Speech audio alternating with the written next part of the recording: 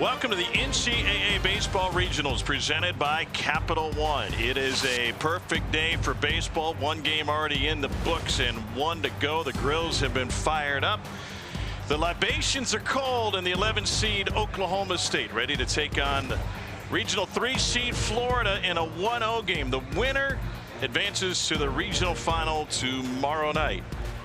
Gators come in after a good game yesterday, and Oklahoma State slugged their way to this meeting here tonight as the Cowboys and Gators decide who goes to 2-0. Let's tell you what happened earlier today.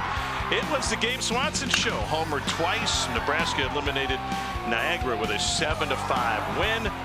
It was close. It was tied 5 apiece, and Nebraska was able to pull away late and keep Niagara from coming back. So the Huskers will be on the field for game number 1 tomorrow, 2 o'clock Eastern, 1 Central, against the loser of this one. That is an elimination game. This one is to jump into the catbird seat and a regional final, just one win away from a super regional. Welcome everybody. Tom Hart alongside Kyle Peterson. This is going to be a treat because we got 2 great lineups, 2 great starting pitchers, and one guy, Jac Caglianone, who's a part of both. Yeah, it's kind of pick whatever you want right here, and we should have a packed house too. For Florida, Jac Caglianone burst on the scene a few years ago, but from a pitching standpoint, really the last 2 years is where he has shown up. He's different this year than he was last year, but offensively he's kind of the same as he was last year. One more home run, he'll be the first guy in NCAA history to hit 30 in 2 different years. That's pretty good. Yeah. Meanwhile, Oklahoma State is pretty good, and Schubert and Binge were magnificent yesterday for this team, and Binge will probably be on the mound tomorrow for Oklahoma State. Yeah, I think so. Today we'll see him in right field, and offensively he's such a big part of this Oklahoma State offensive onslaught. It's really him and Schubert that stand out, but there's not a whole lot of let up in the Oklahoma State lineup. It's one of the reasons why they've had the success they had. Nolan Schubert hit 4 home runs in a game earlier this year against Wichita State. Didn't hit 4 yesterday, but he did hit another one, and that one was good for his 21st of the year, part of a 19-run onslaught for Oklahoma State in the opener. It is Oklahoma State and Florida. Those are the numbers. Schubert drove in 3 homer. Binge is first team all conference in the Big 12, and that's what we got. The Big 12 versus the SEC with a trip to the regional final on the line. First pitch between the Gators and Cowboys coming up next right here on the SEC Network.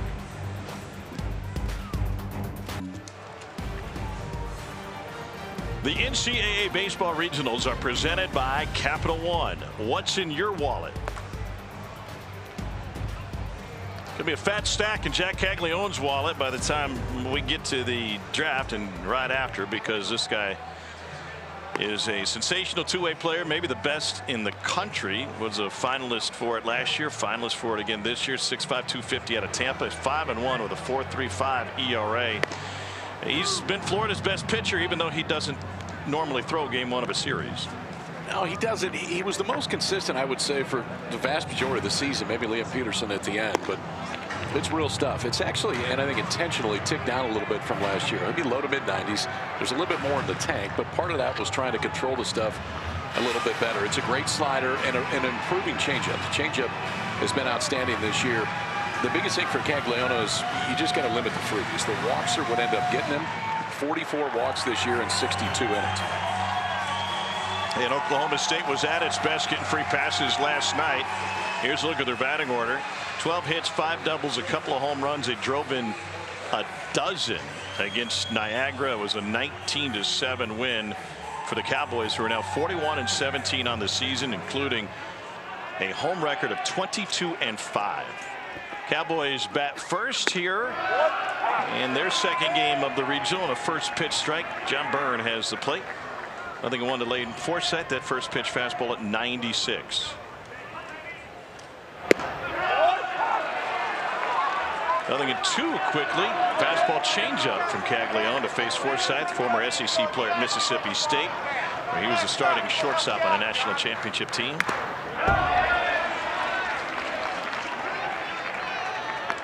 2 changeup right there. He's used it primarily against right-handers this year. It's pretty slider heavy against lefties, but the changeup has really given Caglianone 3 true pitches this year. Swing and a miss for Holiday, and Caglianone strikes out the first that he faces. So changeup a 4-0-2. Forsythe fouls it off, and then he comes back with a slider and starts it right in the middle. And then it just takes off from there. Underneath the bat of Layden Forsythe. the Mississippi State transfer who was on the All-College World Series team back in 2021 for State when they won it all. This time goes down swinging to start.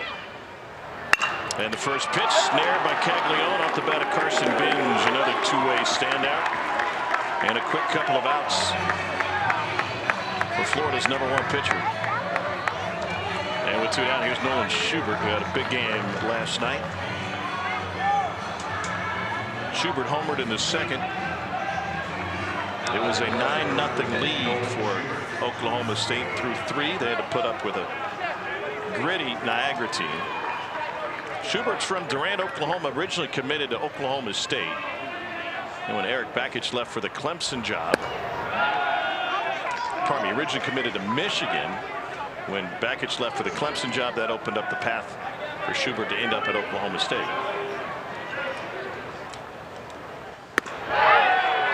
2-0.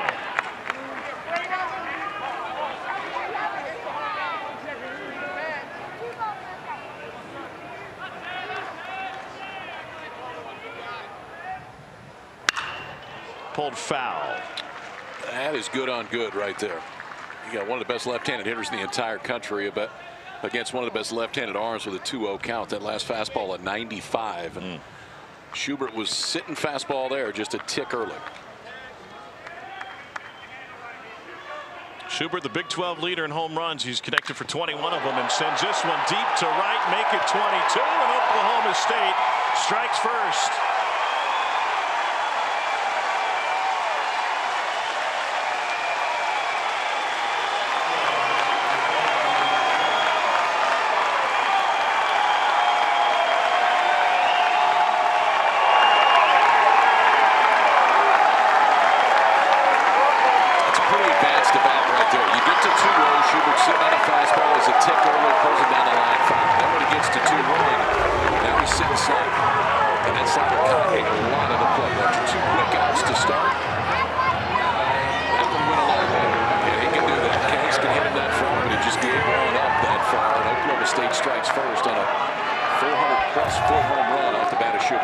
Second home run in as many games for Schubert. Just the 5th home run Jac Caglianone has allowed this season, and a first pitch strike to Zach Earhart, who also homered last night for Oklahoma State. 1-1.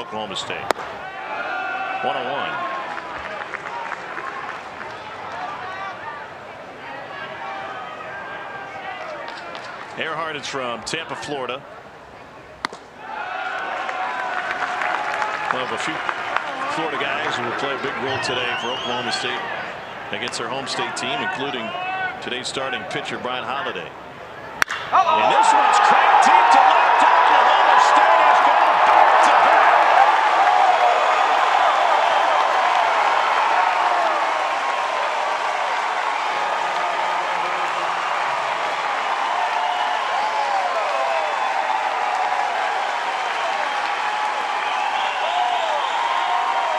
Four home runs allowed all season by Caglianone. 2 already in this first inning. That changed pretty quick, Dan. Gets a strikeout on 4 sides and the drop ball back to him. Less than 6 pitches, gets the first 2 outs. This looked like, look at changeup that cut a little bit. Came back in, stayed about belt high, and Zach Earhart took it deep to left for no doubt. And this one's launched. Back to back to back. And the Pokes are out in front 3-0.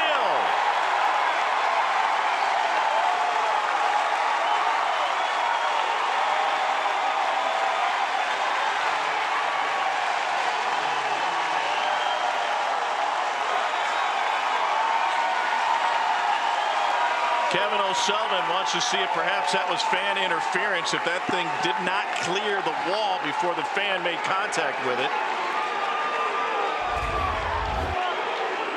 I think if you're Florida, this is definitely one to take a look at. 110 off the bat.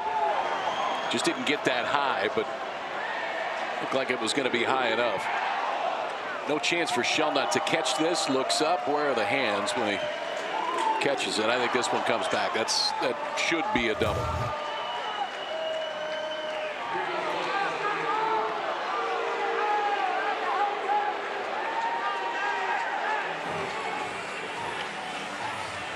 A lot of pressure on that fan now because he could become very unpopular in just a moment.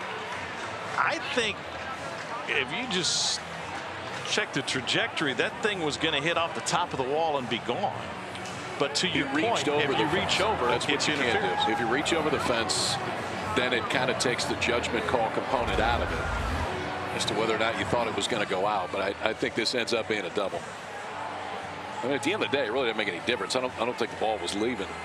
And you thought it was. I thought this was going to hit just above that 375 sign and stay in. That's one you absolutely have to take a look at. He's going to want to turn off his mentions if this goes against Oklahoma State. Jac Caglianone is a low heartbeat guy, but I got to imagine back-to-back or 3 in a row, which either it'd be hard not to be shell-shocked. Well, I tell you what may get to you it was on 3 different pitches. The first was on a breaking ball, the second was on a changeup, and this was on a 96-mile-an-hour fastball. You go into it saying, all right, give me 1, ideally 2, perfect day 3 that I feel pretty good at. They just took all 3 of them, and at least 2 left the yard. The other one was a foot away from doing the same.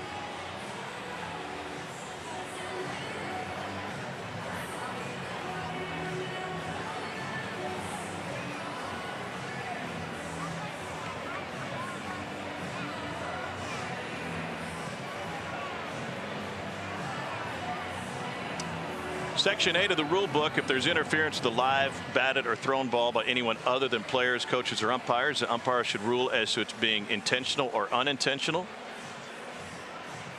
Should declare intentional interference and award just compensation, being an out, extra bases, etc. if a spectator intentionally reaches out of the stands or goes onto the playing field, the ball is dead immediately. So it'll probably be a double. They place the runner where they think they're going to end up. Indeed. Uh-oh, how's our guy out there?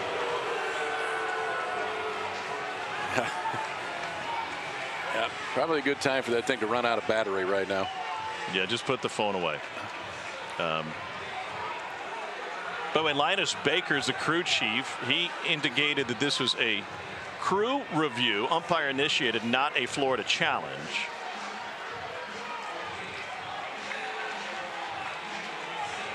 Josh Holiday gets the explanation. We've got drama here early on, and not as much pressure as he's facing. Here's Ian Doherty, 2 for 4 with a couple ribbies last night. And the junior catcher takes a pitch low. All right, so if you're Jac Caglianone, how do you recover? Well, it's the first time he's in the stretch, so we'll see how it looks out of that. But you talked about the slow heartbeat. He does have that. He's been on the big stage since he showed up 3 years ago. And for his strike, 1-1. The biggest thing is just to not doubt your stuff, and I don't worry about Caglianone doubting his stuff.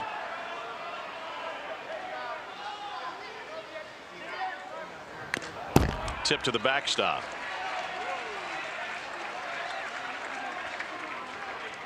Caglianone's a product of Plant High School in Tampa, Florida. Produced people like quarterback Aaron Murray and Wade Boggs. Had Tommy John as a senior in high school, so he was limited when he first showed up on campus in Florida, hitting only, and that even took him a little while to get into the lineup. And when he did, it was Katie barred the door. Didn't pitch his first year. I mean, there were plenty of stories about what it would look like when he did. Misses with the fastball, 2-2. Last year had his moments on the good side, had his moments on the downside. The issue last year for Caglianone is when it went bad, usually wasn't going to come back, and Florida would have to go get him pretty quick.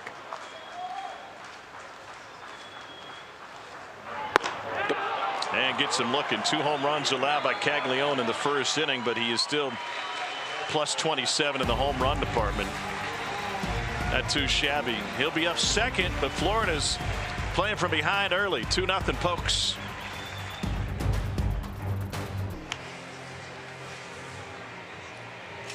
Two 2-0 lead afforded to Oklahoma State pitcher Bryan Holiday. First team all conference in the Big 12 and third in the conference with a 3.12 ERA for the junior out of Tampa.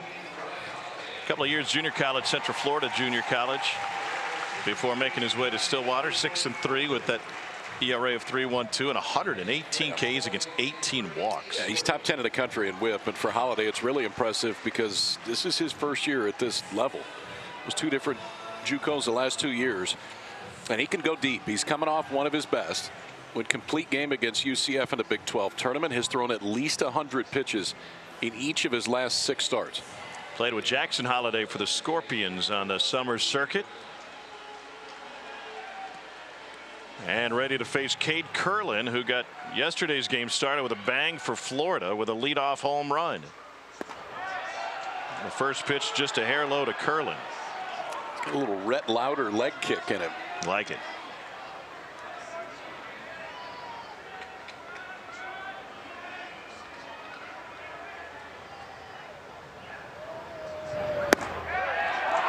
Catches the edge for a strike. 1-1. That is a high leg kick.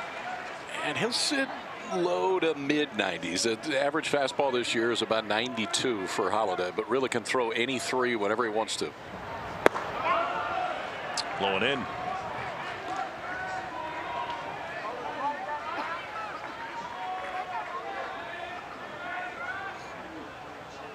%50 fastball, 31% slider.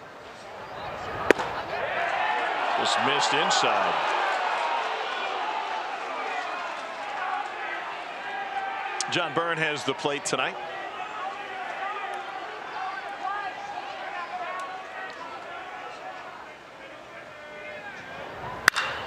Lifted to shallow right.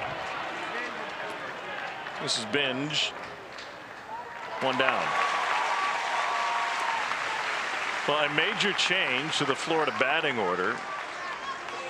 Kevin O'Sullivan incredibly impressed with the job that first-year Gator Ashton Wilson did, batting in the 6th hole in just his 5th start yesterday I should say. He finished 4 for 5 with 3 doubles and a home run. That'll move you up. Hit 26 at bats on the year going into yesterday. This will be interesting to see. Nebraska intentionally walked Caglianone 3 different times yesterday. Did it with a guy on first at one point.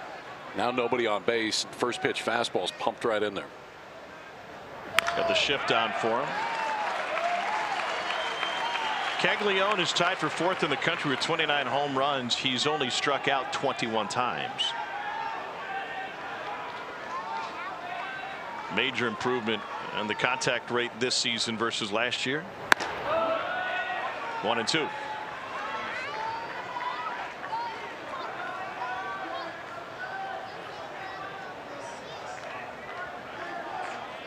He's got a power forward's body, 6'5", 250.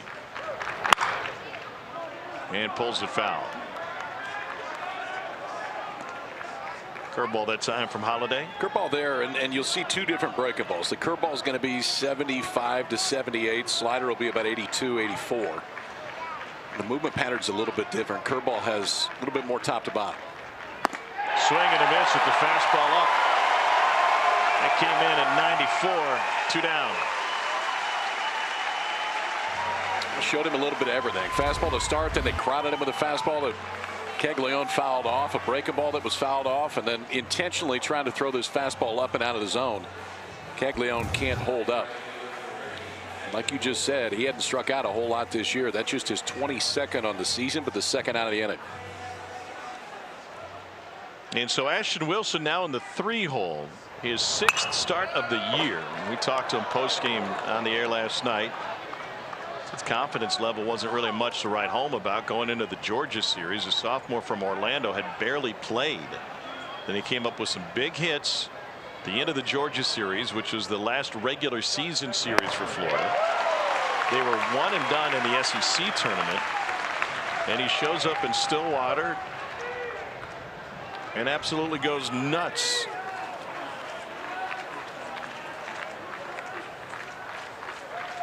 Drove in 3.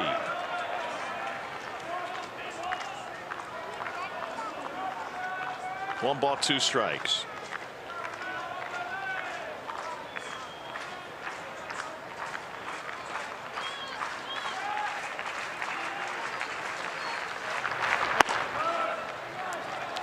2-2. Fastball up in the zone.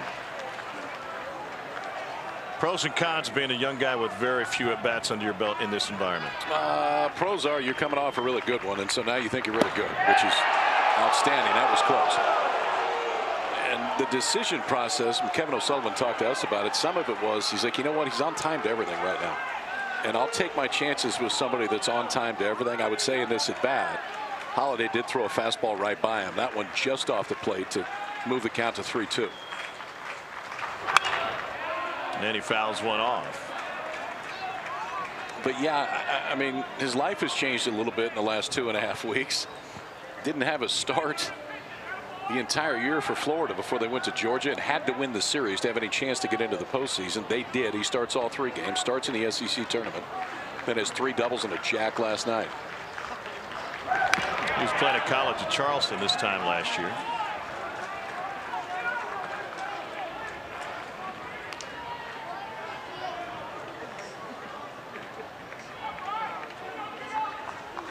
Are you with me at Georgia? Mike Martin's last year, coaching regional. Remember that senior that Florida State threw out there that nobody had ever heard of and just carried him the entire weekend? He had been playing club baseball at Florida State, and he already had his job lined up, but then he had to keep calling and saying, I can't come. We made the World Series. We just won again. Actually, I'm the reason that we just won again, so I'm sorry, but we'll see how this story goes, but similar start. To the left side of the infield, Wolford cut off by Forsythe, and that will close the first inning. It's a 1-2-3 frame worked by Bryan Holiday, pitching with the lead. Oklahoma State up 2-0 through 1.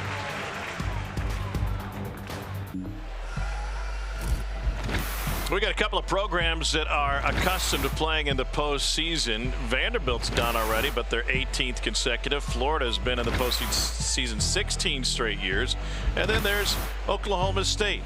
And they're the only team actively to host for the 3rd year in a row. The problem for the Cowboys is each of the last 2 seasons they failed to make it out of their own regional. And Jac Caglianone gave up back-to-back home runs in the first inning. He's facing catcher Ian Doherty now. First pitch misses to Doherty. 6'2", 212 out of Kingfisher High School here in Oklahoma. Broken hamate bone in late February last year. Only got into 5 games. Pardon me, Brigham. And Brigham flinches at that one. I'm already behind on my scorebook. There's no excuse for this. You're right. There's not. You're better than this. I don't know about that. Brigham looks at a strike on the outside corner. Brigman's from Freeburg, Illinois. Do you know what their mascot is? Freeburg Foresters. Close enough.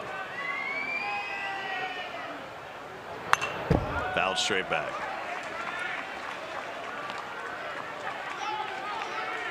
Can I ask you a question? What did Doherty do to end the first? Struck out looking. Thank you. Was I here for that? I got it. Don't worry about it. 3-2 fastball right there. Strikeout looking for the first out of the inning. And then the throw got away from Brody Donay, who's getting to start behind the plate tonight. To try to throw it around the horn. So there is a little bit of shuffle, by the way, real quick with Caglianone. When he pitches, he's normally their starting first baseman. They move Luke Heyman to first. Brody Donay fills in behind the plate. But you don't have to change the batting order because Cags is hit. He's going to hit second wherever it goes. It does change Florida defensively. Heyman is not the defensive first baseman that Caglianone is.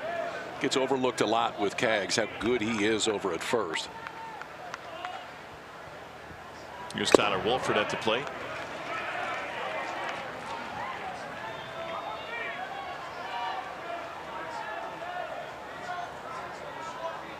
Wolford was 1 for 4 yesterday. Senior from Farmington, New Mexico, out of Piedra Vista High School. How to play.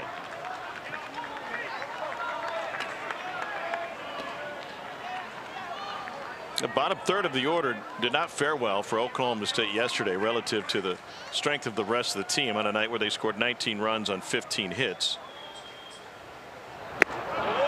Swing and a miss, and the tag applied by Donay for a good measure on one that skipped into the catcher's mitt. That's now 3 in a row for Caglianone after giving up to 2 home runs and The double that looked like it may be a home run off the bat of Miola.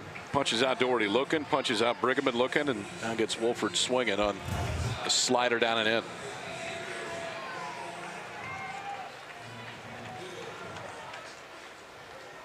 Second baseman Avery Ortiz at the plate.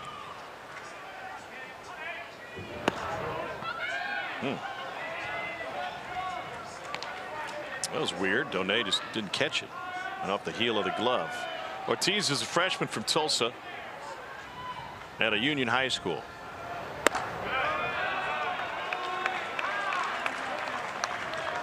I'm going to jump the gun, but if I'm not mistaken, Union is same high school produced our buddy Darinoka. Well, yeah. That we'll know in a minute. Yeah.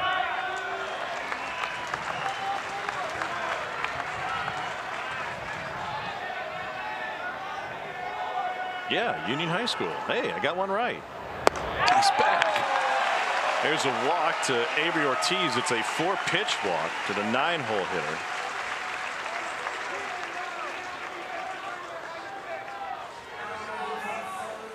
Back to the top of the order in Lane Forsythe.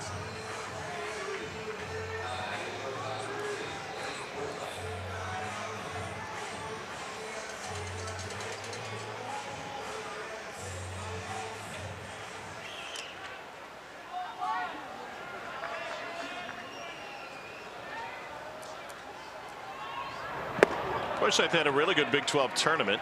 Went 6 for 16, drove in 3. And he had a monster May. 390 through the end of the Big 12 tournament in the month. 130 starts at Mississippi State at shortstop, and it's a lot of reps. Honestly, the offense is what's made the biggest jump. He was in there originally for his defense because the defense has always been outstanding, but this year the offense has ticked up, hitting above 300.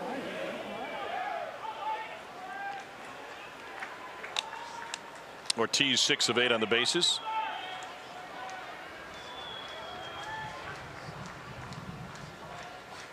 Oh, 2 from Caglianone. Low. Have you seen Caglianone pitch this year in person? I have. No, not in person. No. No, I think, yeah. Have we seen him at LSU? I don't know. You always have to tell me whether I did or not. Who am I? What am I doing here? Miss Low. 97 from Cags. That fastball's been 94 to 97 so far.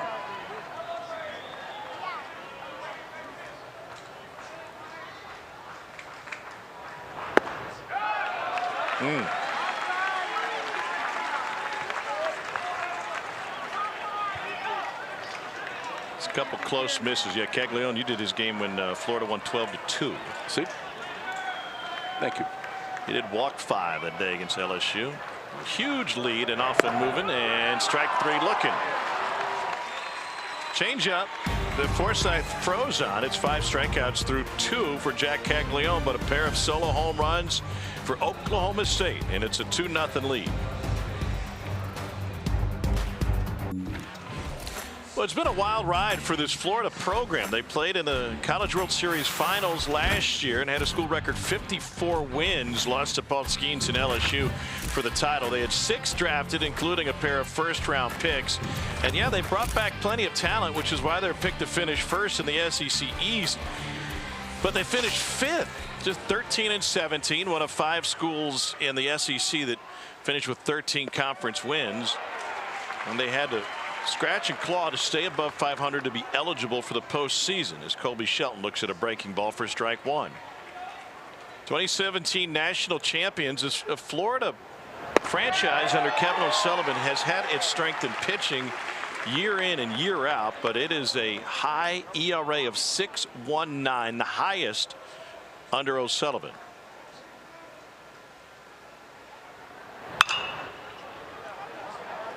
One fouled off to the left side. And that ERA ranked 164th in the country coming in. And this is usually a Florida pitching staff that's going to be top 20 or so in the country. You go on the other side, and for Oklahoma State, just generally, ballpark effect, everything else, usually offense is the first thing that you think of. One of the biggest things this year for the Cowboys, they've really pitched it. Their ERA coming into the tournament, 4.12. That's 11th in the country. Fouled off again by Shelton. There seems to be real depth in their rotation. Yes. Yeah, if this is your 2, and Holiday's got the good stuff today now. I mean, it looks like he can throw whatever he wants, whenever he wants. Pulled foul. Holiday's a dude that if you get him in a professional system, you can move him pretty quick, because not a whole lot more that you're going to teach him. You fine tune, maybe you have to add a pitch or something, but the control's outstanding with anything he wants to throw whenever. Upstairs to Shelton, who was playing at Alabama last year. Preseason second team All SEC coming into this season. He was a freshman All-American with the Crimson Tide. And tied Georgia's Charlie Condon for the SEC single season freshman home run record. It was an Alabama record. 2-2.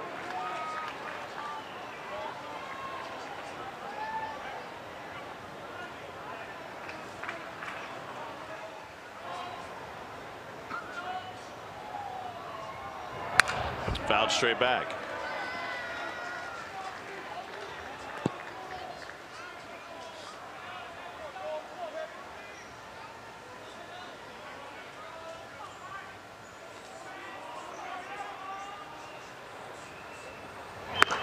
Swing and a miss on the changeup. Second strikeout for Bryan Holiday.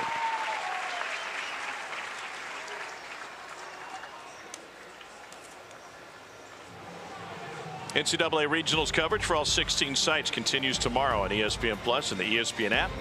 For more information, visit NCAA.com, the home for all 90 NCAA championships.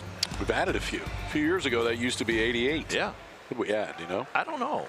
But it includes equestrian, which is a sport that they have here at Oklahoma State. It's the last time you're on a horse. Been a few years. That poor horse. I came walking up, and you don't think horses have emotions. I will think otherwise. Put him in a dark place, huh? Yeah. Who came in at Lake Brantley High School, Longwood, Florida.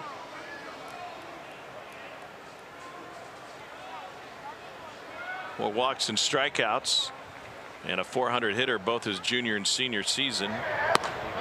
Low and away.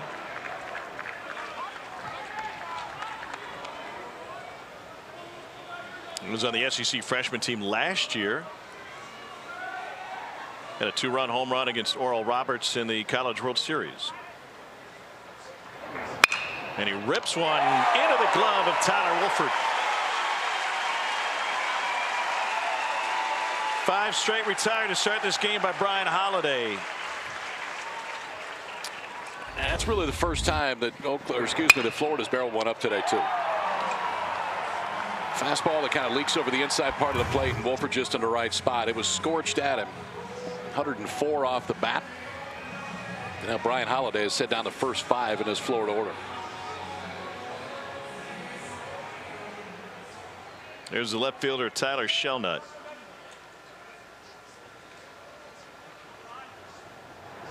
And he loops this one down the left field line. It is fair and into the corner. Schubert to get it. Shelnut strides towards second, and he's in comfortably with a 2-out stand-up double. Shelnut probably lucky he didn't barrel this thing up right here. If he barrels it up, it probably hooks foul. It goes a little bit further, but off the end of the bat enough that as it's hooking down that line, it stays fair by about a foot. After a line drive out, Tyler Shelnut gets the Gators' first hit of the game. It's a 2-out double down the left field line.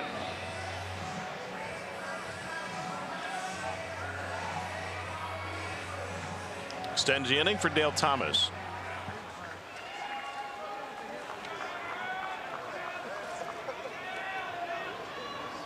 Senior came in from Coastal Carolina. And Thomas looks at a strike. 1 of 2 former Chanticleers on this Florida roster.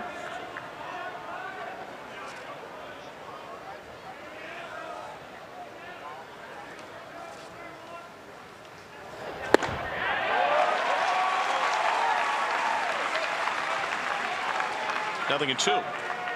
Coastal all tied up with Clemson right now. 3-3 in the 8th.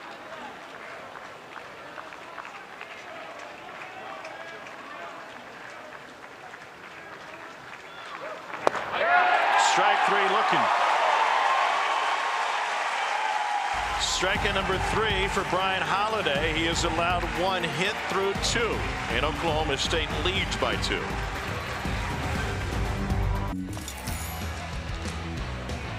Cowboys didn't waste much time. Nolan Schubert took a slider over the wall in right field that may have ended up in the javelin pit, and then Jac Caglianone fouled with a changeup. And the only thing that kept Cowboys maybe from 3 in a row was a fan reaching over the wall and left.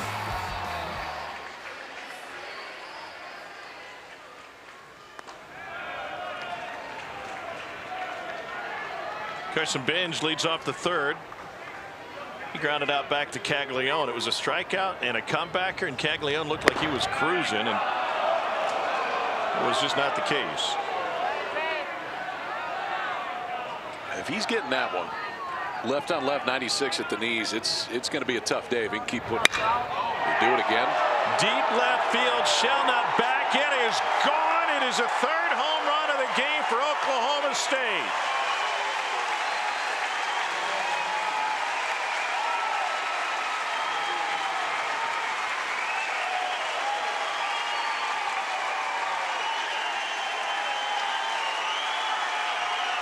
.420-foot shot for Carson Benj. That's 2 left-handers that have stayed in on sliders against Caglianone and have hit him out. That time it was Carson Benj stayed on a slider, takes it out to left center field.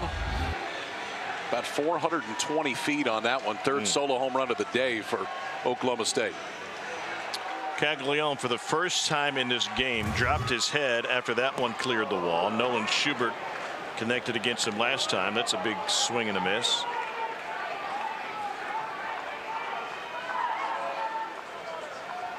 And never allowed 3 home runs in a game in his career.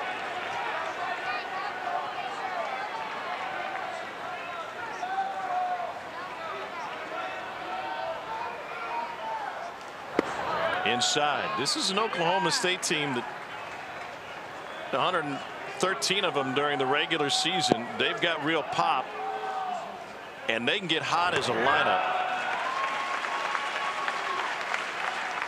Back-to-back 100 home run seasons for the first time since the mid to late 90s. They homered 22 times over a 4-game stretch. See you later. Another back-to-back Jacks for the 2nd time.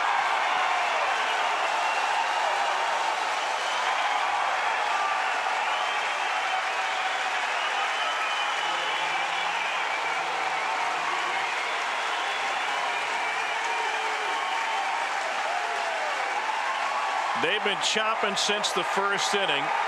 At what point, if you're Jac Caglianone or the Florida staff, do you say this is a launching pad and you just got to live with it? Well, you do. I mean, the good news is they're all solo home runs. The bad news is they've now hit 4 of them, and Schubert's hit a combined 900 feet of home runs in the first 3 innings today. He is sitting slider, and both of those home runs have been on the slider, and he didn't miss either one. Zach Earhart sends it to shallow right. Wilson coming in, curling back, and Wilson with the basket catch. Whew, Florida needed something good to happen. By the way, for Jac Caglianone, 4 home runs his first 62 innings pitched this season. He has allowed 4 home runs in 2+ innings tonight. I'll tell you one thing it doesn't feel like we're going to see a lot of from these Oklahoma State hitters tonight, and that's ground balls. I mean, the approach is to get the ball in the air, knowing you're probably not going to get 4 or 5 hits in an inning off Caglianone. They're trying to do damage with 1 swing, and they've done it 4 times already.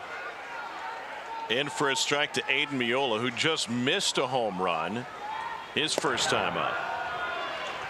To finish the thought, 22 home runs over a 4-game stretch against BYU in that series, and then against Wichita State in the midweek.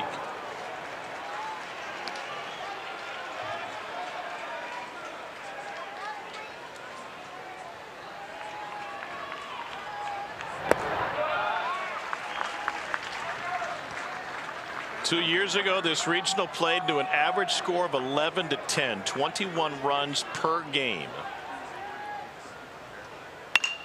Back up the middle, Caglianone can't reach it. Shelton gets to it. Fantastic play by the Gators shortstop. You know, it's interesting. Colby Shelton didn't play shortstop last year at Alabama. He played third base. And the one thing when he was looking for someplace to go play is he wanted to play short. And I don't know if Kevin O'Sullivan thought that he would stick there, but they said, yeah, we'll give you a shot to play it. He's been one of the best defensive shortstops in the SEC this year. Coming in, you look at defensive runs saved. Colby Shelton is over 10 for the season. He's not going to get that one up. Grounded up the middle.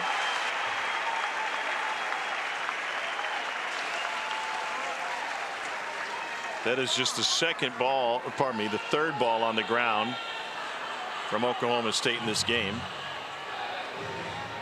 Binge, Miola, and now Doherty. First ground ball hit, and it'll bring Colin Briggerman up.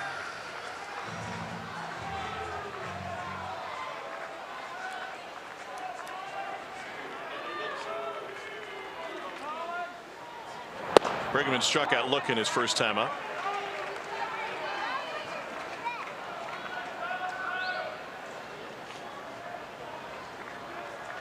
Only 3 for his last 39 for the 6'6" junior. He's a big dude, 6'6", 235. Once seeing the ball well in the Big 12 tournament. But when he connects, he can launch 14 home runs on the year.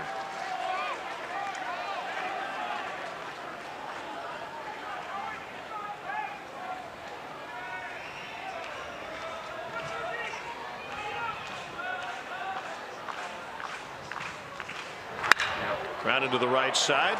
Cade Curlin is there. That'll close the third, but not before Oklahoma State does it again. Binge, Schubert, back-to-back home runs, 4-0 Oklahoma State.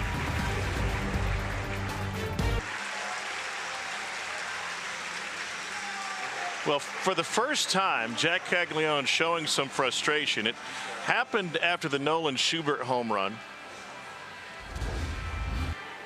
And this is the way it played out when Jac Caglianone was coming back into the dugout. And kind enough to have Kevin O'Sullivan in the Florida dugout joining us now.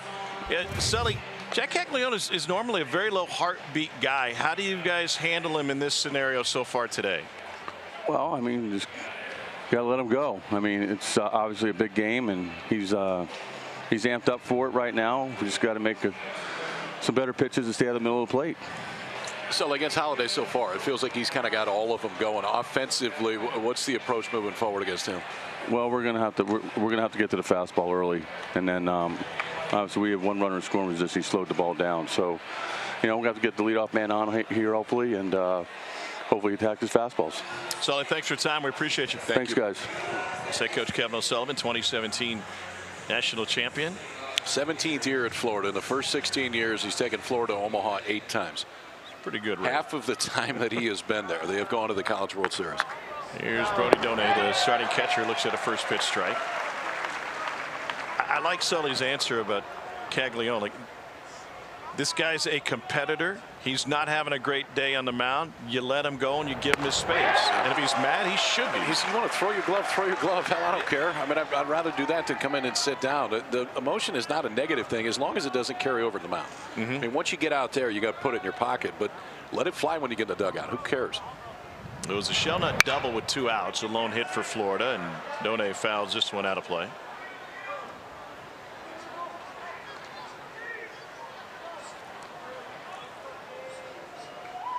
Sophomore from Lakeland. A big catcher. Upstairs. I thought it was interesting on an approach against Holiday, where we got to get to the fastball, and then when they got a guy on base, he started to slow it down.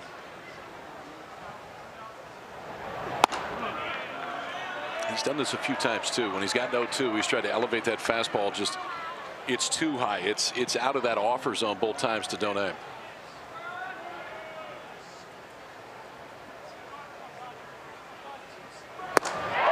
Swing and a miss. 4th strikeout for Bryan Holiday. He has been so intentional with location so far with a fastball, and the misses have been in the places that you want. trying to go high fastball 0-2, miss up 2 times in a row. Now we're trying to go fastball on the inside part of the plate, and he puts it right there. It's been clinical so far for Holiday through the first 8 guys of this game. Here's Michael Robertson. First pitch strike.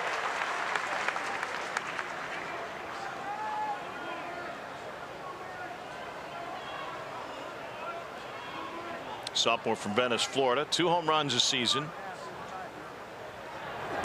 And he grounds it to the right side where Avery Ortiz waits. 2 down. And back to the top of the order for Cade Curlin.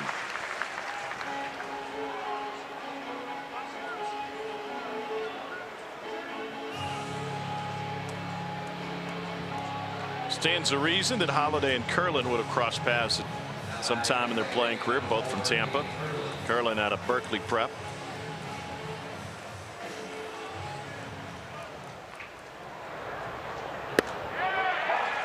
Curlin showed a propensity for getting in the way of the pitched ball last year. He was hit by a pitch 22 times, second most in a single season, behind David Eckstein, who was at Florida in the late 90s and set the record in 97.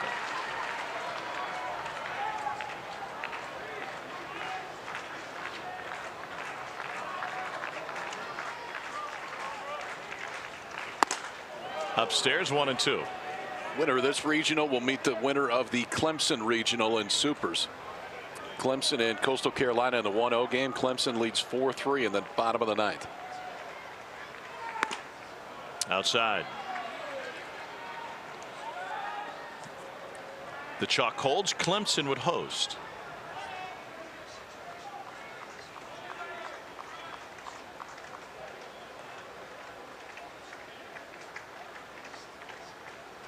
Two pitch into center field where Earhart has plenty of space. 1-2-3 frame worked again. Through 3 innings, Bryan Holiday has allowed 1 hit. His teammates have provided him 4 solo home runs, and Oklahoma State has a 4-0 advantage through 3.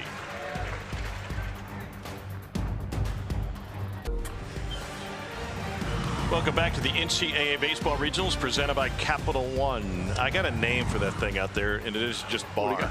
Pavilion. This is just called bar. Well, that's it. We're going to add pavilion. It's a pavilion. I would like if it were just called bar. That'd be fine. The bar, just bar. Oklahoma State has raised the bar against Jac Caglianone. 4 home runs all season coming into today, and through 3 innings they have matched that number. Going into the 8-hole hitter, Tyler Wolford.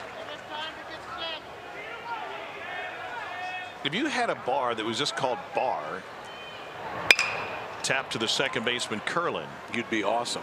You would be awesome. You should probably also offer generic beer, the can that just says beer. That would have to be on the offerings menu, I guess is what it's called.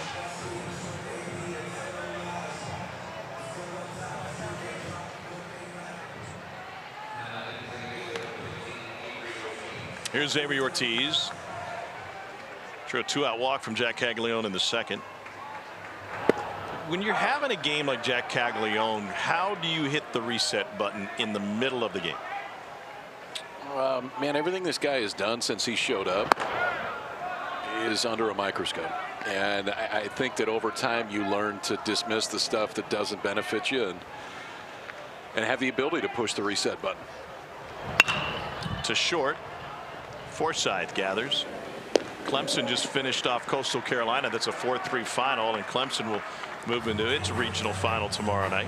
I'll tell you what, there's about 5 hitters that some brilliant analyst said you're not going to see a lot of ground balls today, and since then all you've seen is ground balls.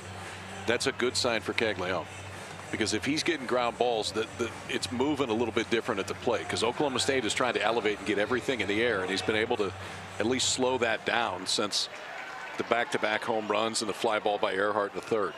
It was a 98-mile-an-hour fastball that was turned into a ground out to short. Lane Forsythe takes a strike.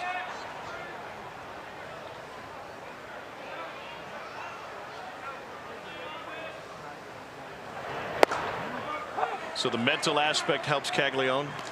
Yeah. Yeah, I wouldn't put anything into going in and throwing your glove against the wall. I mean, I appreciate that sometimes. I mean, you get pissed. It makes sense. He's got pretty good stuff tonight. He's given up 4 home runs. Another one is short. Shelton. First 1, 2, 3 frame worked by Jac Caglianone tonight. When we return, we'll talk with the head coach, Josh Holiday. His team has a 4-0 lead in the middle of the 4th. 4 solo home runs, and the Cowboys lead Florida 4-0 as we go to the bottom of the 4th inning. Josh Holiday kind enough to join us on the headset now. Josh, what makes Bryan Holiday who he is when he's on the mound? I think it comes from within. He's a tremendous competitor. He has an unbelievable joy for being on the mound. He loves being at the ballpark. He spends as much time in the batting cage as position players do, flipping balls and putting balls on tees and shagging. He's just a baseball player who's trapped having to pitch. And that energy of loving to be at the yard and being on the field every single day, it just pours out on his 1 day a week. And yeah, the 4 good pitches that he has and the tenacity and courage and confidence, and you got yourself a tremendous competitor and performer. Hey, Josh, obviously you guys are going to be fired up in a 1-0 game, but at the same time, maybe there's a little bit more when Caglianone's out there. He's given up 4 home runs all season. You guys have hit 4 already today. What's working offensively from the approach? Well, I think going into this thing, Kyle, and looking at his body of work, he's been very difficult on right-hand hitters this year. But the left-hand, hold on, let the right fielder get set. Sorry, guys, I got to coach a little bit too, you know, on the side. You know, some left-hand hitters have had some success against him this year, just looking at the splits. And our left-hand hitters worked really hard in preparing to kind of approach him. And I think Nolan's hit 2 homers and Benji's hit 1. And then, you know, our right-hand hitters have put together some decent at-bats. But he's a unique talent. He can do a lot with the ball in his hand, and he's got multiple pitches that have great depth and spin and energy. I mean, the kid's a remarkable talent. So just trying to go 1 pitch at a time against him. I don't know that there's any secret sauce to it other than our guys are handling themselves well. Josh, thanks for your time. We'll let you back to coaching. Okay, thank you.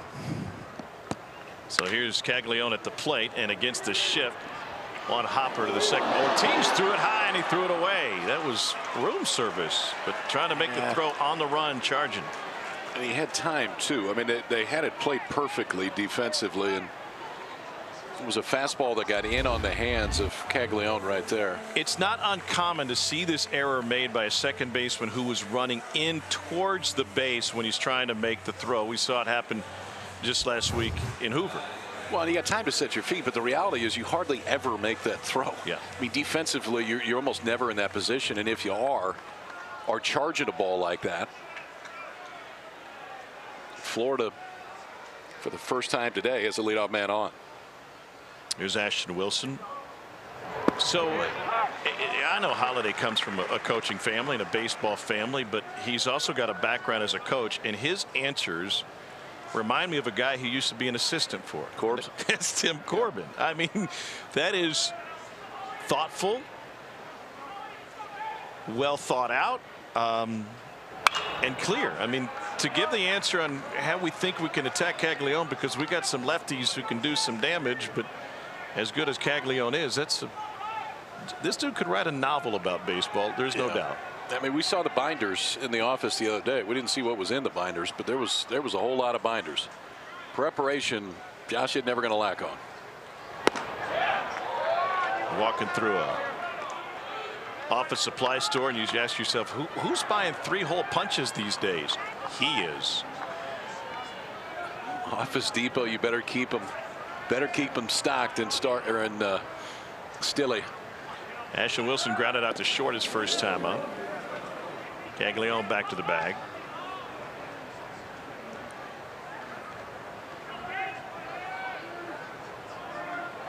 Held by Colin Brigham.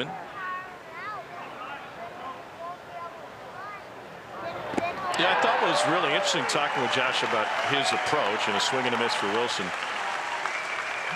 Is this idea that he is so incredibly prepared statistically, but there is an old school bend to it. It is color coded, written in pen. He's got that old school, 4-color pen in his right hand. not that there's anything wrong with it, but there's a modern edge to it where you just, you know, find your heat charts and print them out and slide them into the binder if you want, versus doing the work and writing everything out by hand. And this one is launched towards left field, but a line drive handled by Schubert. Yeah, he grades every at bat on the lineup card. So has the circles with green are good, the circles with red are bad, and then ultimately I'm sure there's discussions about all of those as he goes through. I mean, he grew up on this field. Well, not this field, but LAP, which isn't too far away. But he grew up on baseball in this town, and he's seen his dad do it for 40 years. He's seen Gary Ward do it. He saw Incaviglia and Ventura and Burnitz and all the best come through here, and he learned from every one of them. And the greatest baseball name in the history of college baseball, Brand Bean Blossom. He was good too. You got him as the best name in the history of college baseball? It's up there. Yeah, I think it's what way up there. Can I add some clarity to that? What Sure. you mean is the best player with the best name? Yeah, I mean, It's not just whichever one. I thought, no, he could really play. But he had a Hall of Fame name.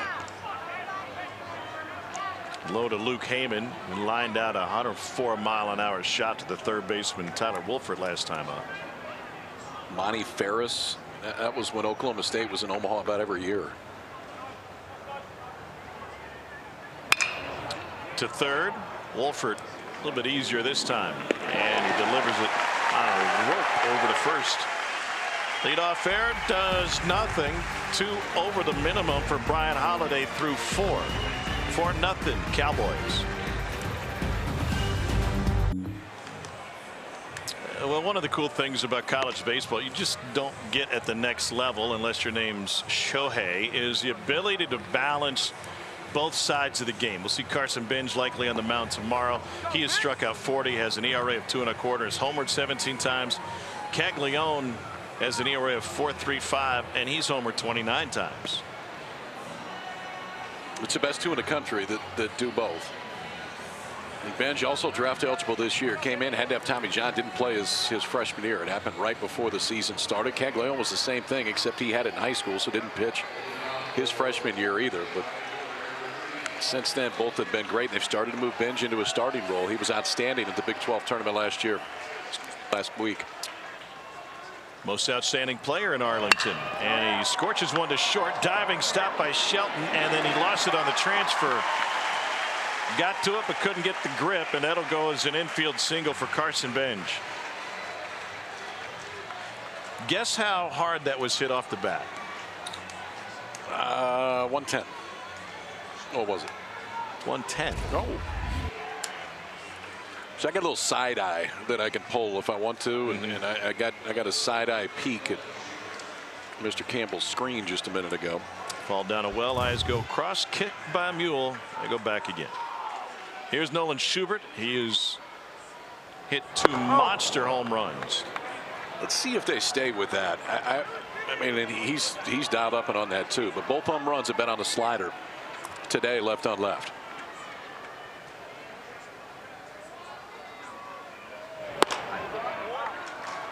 You know, they've got that new feature in big league ballparks, the bat path feature. Yeah. I'd love to see it for Nolan Schubert for those home run swings. This cat's just a sophomore too. He's coming back next year. It's a pretty good sequence. That's the one. I mean, even if you're swinging at it, there's nothing you can do with it. The 2 that he hit were elevated in the middle of the plate. If Caglianone can put it there to where it ends up in the dirt down and away and you get a swing, he's out. If you elevate it, that's where Schubert has got it.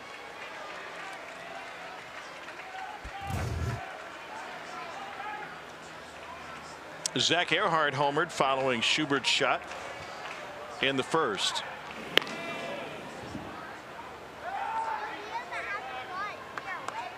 Benj can run a little bit, get Benj can 10 run bags. plenty. Yeah, even if Shelton makes that play, I'm not sure if he throws him out.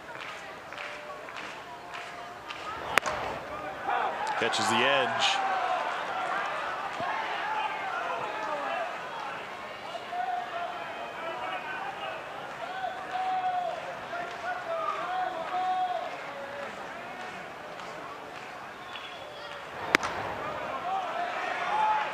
like the same pitch. 1-1.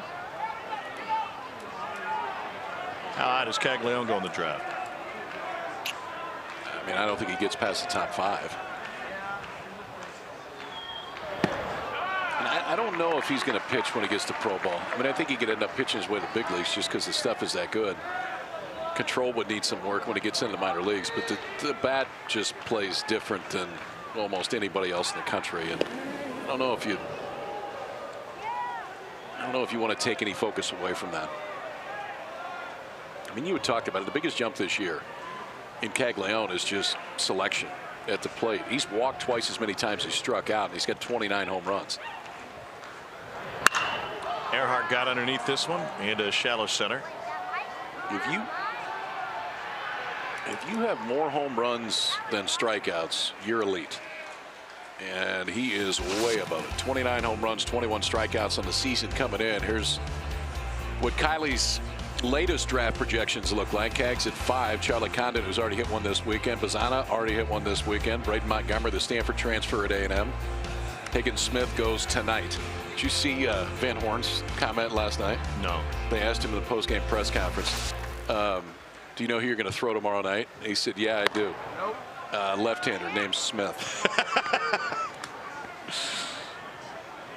Travis Bazana, if you haven't seen him for Oregon State, has reached base safely in every single game this season. Just one statistical standout for him. Here's Miola at the plate.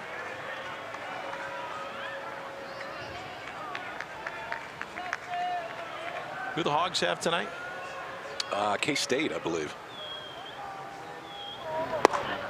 K-State on the field for the second time today. Put 19 on Louisiana Tech in the opener. Kalen Culpepper hit for the cycle.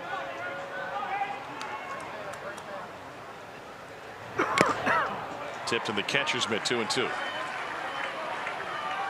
That was a turbo sinker at 95. He can ride it up in the zone if he wants to. If he can do that, and not going to get that one in the air.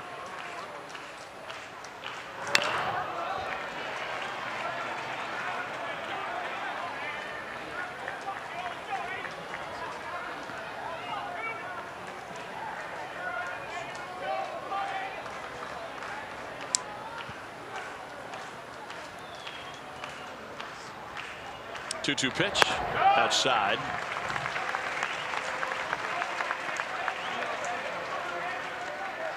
Hayden's dad Tony was a longtime U.S. men's national team goalie.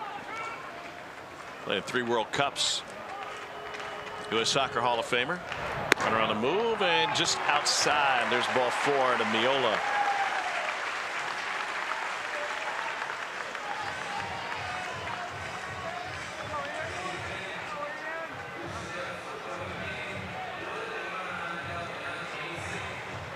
Second walk issued by Caglianone tonight, and it brings Ian Doherty to the plate.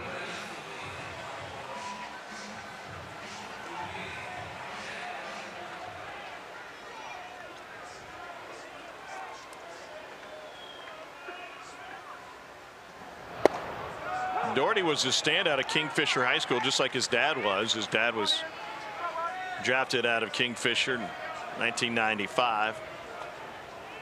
I believe they wore the same number 8 in high school. Same team. Didn't go. Doherty was also a standout football and basketball. They won the basketball state championship in 21 and the baseball state title in 19.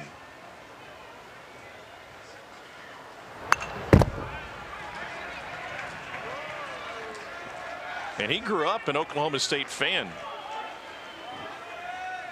Both of his parents attended Oklahoma State. He came here a lot of football games as a child.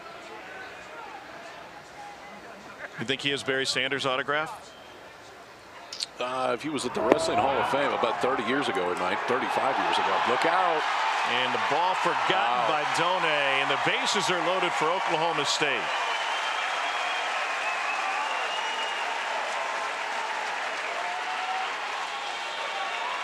Remember, Caglianone on the mound. That moves Heyman from behind home plate over to first, and then Done catches. And this should have got the Gators off the field right there. Pretty good time to take a trip right here. Just kind of slow everybody down. Blocked. And Donay thought it was in his glove. Problem was it wasn't. Doherty saw it right away. Did a good job not to kick it. If he kicks it, that may be it. But avoided the baseball, gets down to first, and Oklahoma State's offensive inning keeps going. I've seen a lot of strikeout wild pitches, a lot of strikeout pass balls that advance the batter runner, but very rarely do you see KE2. And they're loaded for Colin Briggeman.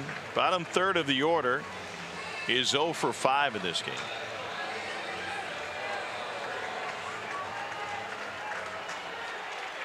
Briggeman struck out looking and grounded out to second.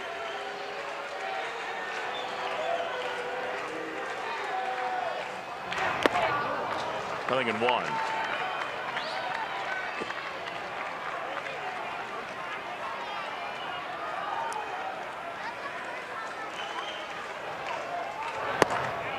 Nothing in 2.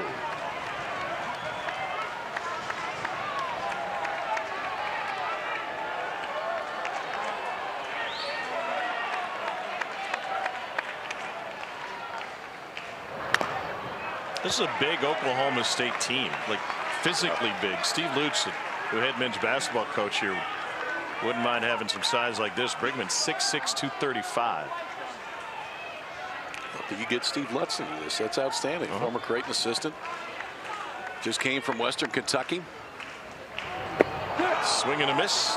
And Brigman with first base occupied, no problem. 7th strikeout of the game for Jac Caglianone. Oklahoma State hadn't done much since 4 solo home runs. They're holding on to a lead halfway through.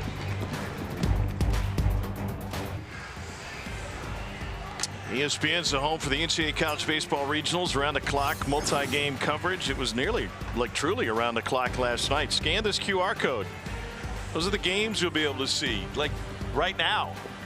That includes Mississippi State and UVA tied at 4 apiece in the bottom of the 7th in Charlottesville, with Durangelo Senja on the mound for Mississippi State, the ambidextrous pitcher. That's a great matchup too. Senja, draft eligible sophomore, has got a chance to go in the first round against one of the best offenses in the country in Virginia.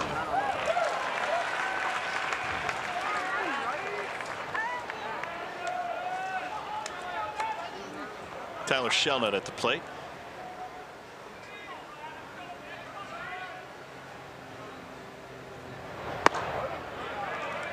Do you ever experiment when you were playing with a high leg kick? Yeah, a few times. It was a few times I thought the other side may have pitches. Just try to do something different. I don't know if they had them or not, but if you convince yourself they do, there's a lot of little things running around in your head. More than usual.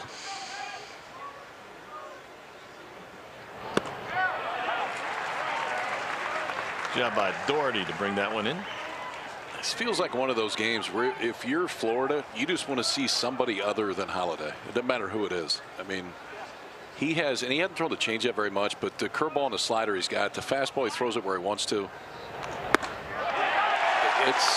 It's one of the rare nights, or at least it seems this way. And it may have been that way in the Big 12 tournament because he went CG against UCF and allowed just 1 run. He's got them all. And when he's got them all working, then he can throw any of them at any point that he wants to. Came into the season, had walked just 18 and struck out 118. This is his 16th start. He's averaging just over 1 walk a start, and he hasn't walked anybody tonight. He has struck out 6, including Dale Thomas, who we caught looking.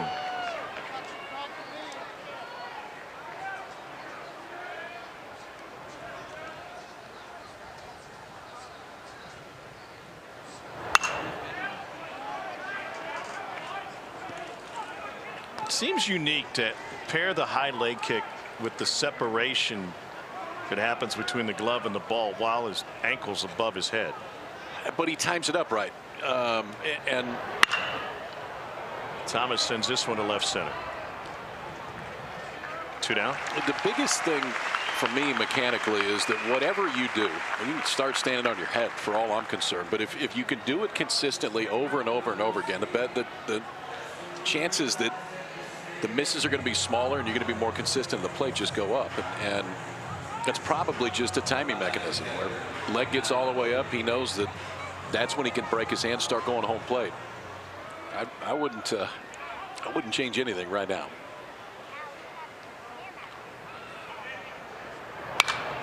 Breaking ball fouled off by Brody Done.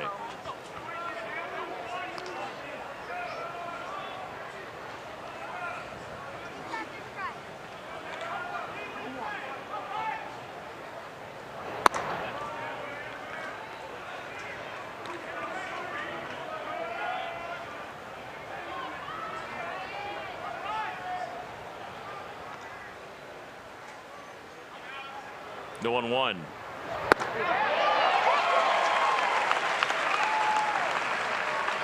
Best pitch in baseball.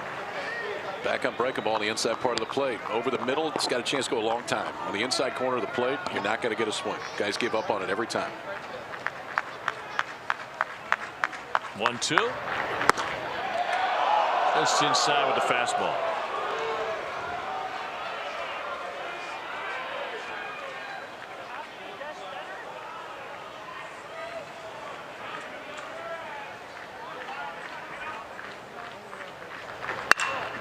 Well hit to left field, but right at Owen Schubert. Go back a half step. That's all the farther he had to move. Another 1-2-3 inning. It's the third of the game put together by Bryan Holiday. 5 innings complete. 4-0 Oklahoma State. 5 1/3 for Jac Caglianone, and his night is done on the mound. 7 hits and 4 earned runs coming on 4 solo home runs. It came back to back twice for Oklahoma State. So Ryan Slater takes over for the Gators. Junior right-hander from Palm Harbor, Florida. Slater's been one of their mainstays the entire year, and he's done a little bit of everything. 3 starts. This is 29th time, but 26th time that he's come out of the bullpen. It's a decent amount of swing and miss, but he's given up a lot of hits this year. Over the course of the season, I think it's one thing to watch with Slater because he throws a slider a lot against righties. This year, the OPS against the pitch is .941. That's a big number, but yet you're still going to see him be pretty slider heavy against righties. He'll start with the 8-hole hitter, Tyler Wolford.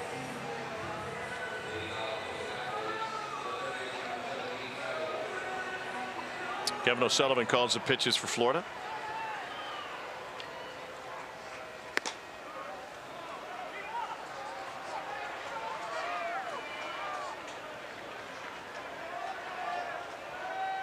O'Sullivan calls the pitches, and then Brody Done will operate pitch comm. Done's got the earpiece in to receive the pitches via the walkie-talkie, and then the pitch comm on the top of his right shin guard.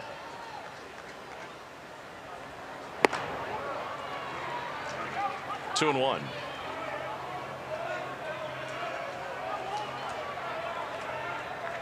It's a lot of multitasking for a catcher. But I guess kids these days, like, technology's nothing. You get used to it now. Yeah. Dial it in. If I'm not mistaken, with the pitch comm, so I don't remember how many buttons they have, but it can be it's a little bit like Morse code. You can do 1 tap or you can do a long tap, so you can double the number of pitches with the selection on the unit. If I remember this right, there's 48 different things. Now, you don't have to program it with 48, but there's 48 different things that you can program into it.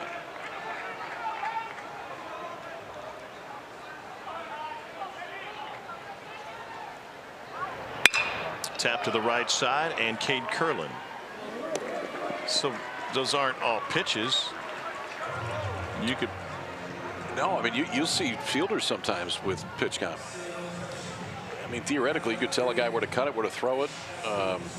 There's nothing that says you can't do that. Avery Ortiz is 0 for 1 of the ground out to short. Defensive movements. So Guys aren't looking into the dugout as much.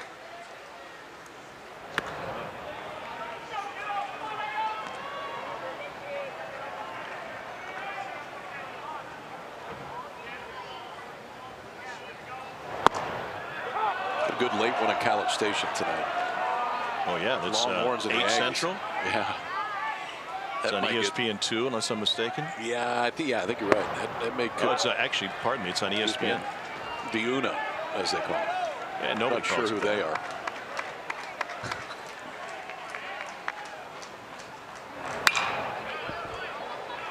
Four runs on 7 hits for Oklahoma State. Gators held hitless. Pardon me, had scoreless on 1 hit.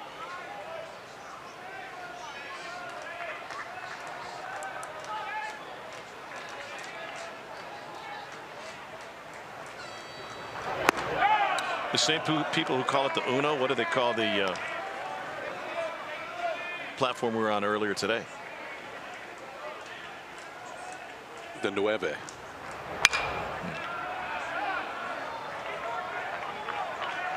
I don't know how you say digital in Spanish. 2 balls and 2 strikes to Avery Ortiz.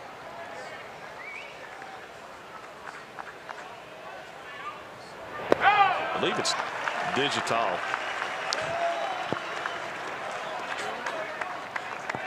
It's a toughie.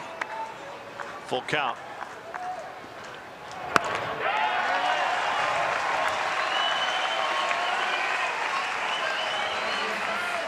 It's the 3rd walk issued by a Florida pitcher tonight. It takes us back to the top of the order, and Lane Forsythe. Second to Ortiz on the 9-hole too. I'm a really bad Spanish speaker. Yeah. But we went overseas last year. We ended up in Spain. Now my youngest daughter has been taking Spanish since kindergarten. Okay. Spanish immersion. So half of her classes are in Spanish, and math and science and all this stuff. And we'd get in the cab and I'd say, hey, tell the cabbie where we want to go. And she wouldn't speak. Like she got stage fright. And finally I said, hey, what's the deal? Like you can speak Spanish. She goes, paying for this. She goes, Dad, yeah, I could, but I just thought it was more fun to watch you twist and try to handle it yourself.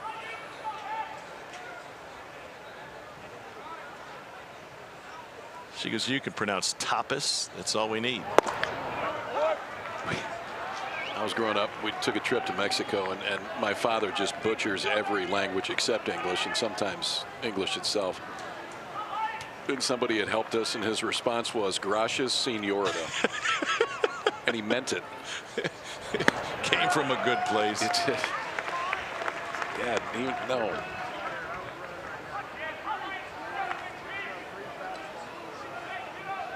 Two balls and a strike to Forsythe.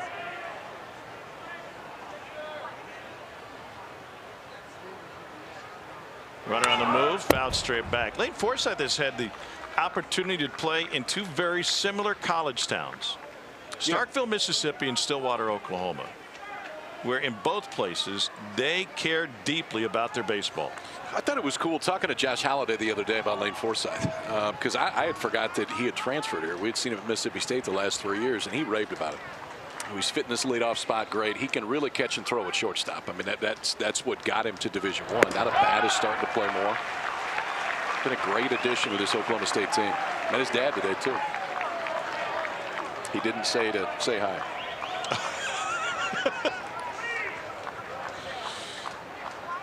Fair enough. Where were you that you're just running into people? Was it at the ballpark? Or? I went and got me a little Freddy's in between games. Saw you hammering burgers down the last 2 days and thought I couldn't miss that party. Breakfast of Champions. Runner on the move again. No need to throw. Back-to-back walks.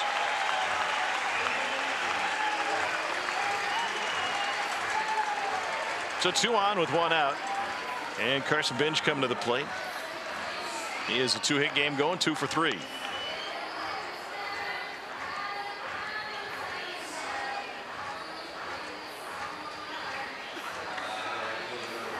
The good folks at 643 provide us with deep tools that we use to break down both hitters and pitchers, and kind of cool when you dig into the platform, you pull up the the name Binge and you got to choose pitcher or hitter.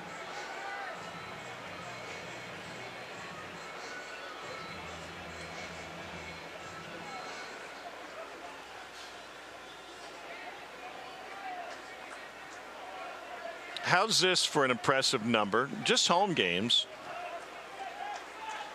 Carson Binge is hitting .552 and slugging over 1,400 against sliders here in this ballpark.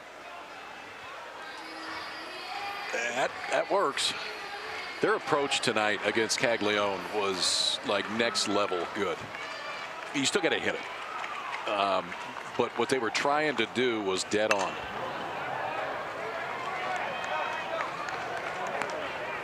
What did Binge hit out?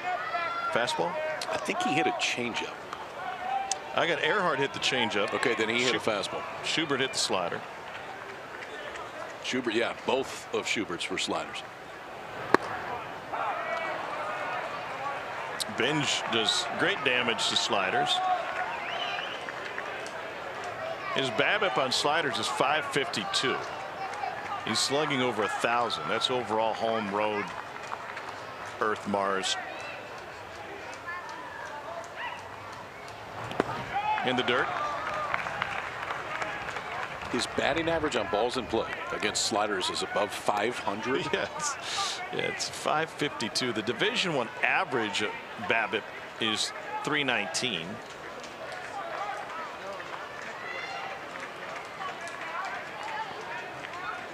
Pretty simple, just the balls you put into play. Doesn't account for strikeouts, obviously.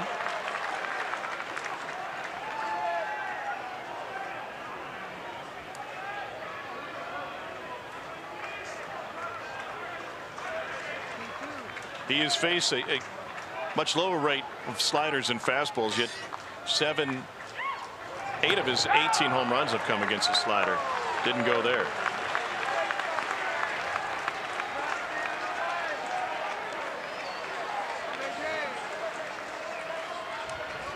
Joe Blumenauer has the line down third. Ortiz the runner at second, Forsythe at first. And the 3-2 to Binge. Out of play.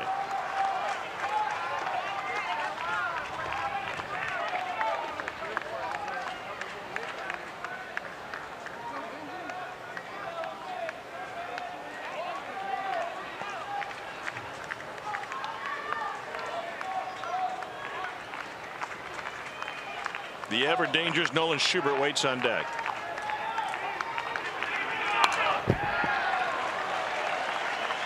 Just a spoiler swing right there.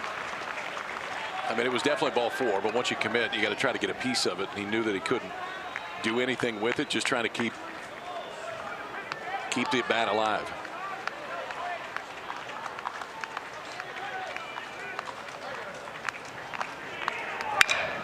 Up the middle, chance for 2. Curlin to Shelton and on to first. Late threw it away. Racing home from third is Ortiz. He is out at the plate.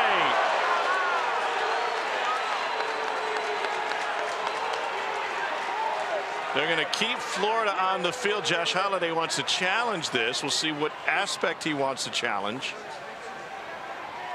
I don't know if he's going to see if Shelton was on the bag or if he's asking about interference. We already saw a big interference call today in that LSU North Carolina game. Pretty simple rule. The base runner must go directly into the bag at second. Well, in this case, I guess you're not going to challenge interference because all it does is hurt you. That would be weird. That makes no sense. It looked like he was definitely on the bag. That's one of those where he lets it go. When he throws it, you're like, no, no, no, no, no. And then Heyman, whenever it played it perfect. Lucky it didn't go into the dugout. Instead, it bounces off the net, comes right back to Heyman, and he threw a seed to home plate.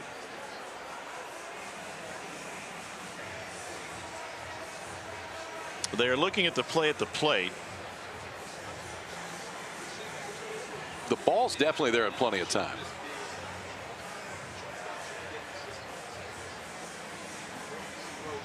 Linus Baker. One of the two with the headset on. Yeah, I think one of the questions will be whether or not Did he? Donay was blocking the plate without the ball. You can't tell from there. I mean, he's got it now. That foot goes to. I think he's out.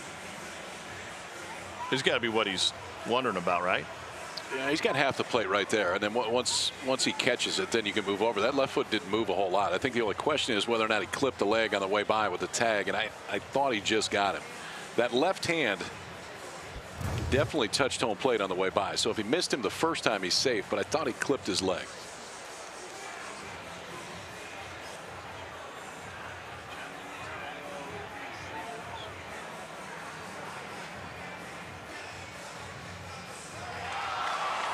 And indeed, it will stand 4-6-3-2.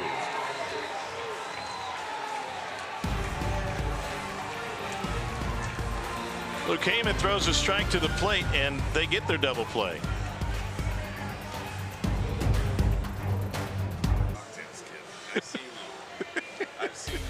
Well, check out this scene. This is Matt Holiday's wiffle ball field here in Stillwater. It is under the lights. It is turf. You got your son's number 7 around the outfield wall. And this came into play night 1 in town for the Florida Gators when Kevin O'Sullivan's son, Finn, was begging his dad for a wiffle ball game. And he lined up a wiffle ball game the likes of which Finn has never seen. Turn the lights on. That's right. Turn the lights on at a turf wiffle ball field. You see that one all the time. I did ask Sully, I said, did Finn go deep? He goes, yeah, of course he did. He had so much fun. There's so many kids over there. They ends up reaching out to dad later and saying, I think I'm just going to stay the night here. Michael Robertson hit by a pitch to start the inning. What was your backyard wiffle ball setup? Ours wasn't very good, but my buddy Mike Cross, his dad built one in their backyard. It was a great spot because you could go over there and have bottle rocket fights, which were great. And then he had a full wiffle ball field in the back with like a green monster. And there was a creek, so if you hit in the creek, there was a little bit different level of difficulty. Always had Goody Pop in the fridge, too. I have no idea what Goody Pop is. Oh, it'll make you give stuff back you didn't take, Tom. High fly ball to right field. Binge backtracking and takes a catch. 2 down. Pardon me, 1 down. Robin Ventura nice enough to drop in the booth right there. And now, and this has to be taken advantage of, we got carte blanche at the country club on the Ventura tab right now. Really? Yeah. How late are they open? We're about to find out. Here's Jac Caglianone.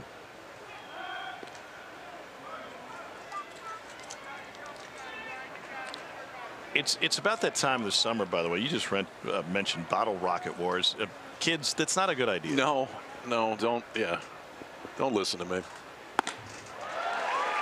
Man, Cags was trying to hit that one to Edmond. He's gone up and out of the zone for the fastball a few times today.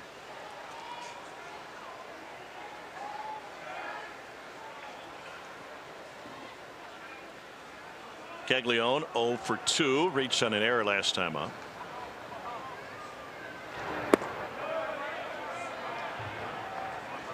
Got a unique grip. He didn't want to be too top hand heavy, so he started batting with the index finger on that top hand going up the handle.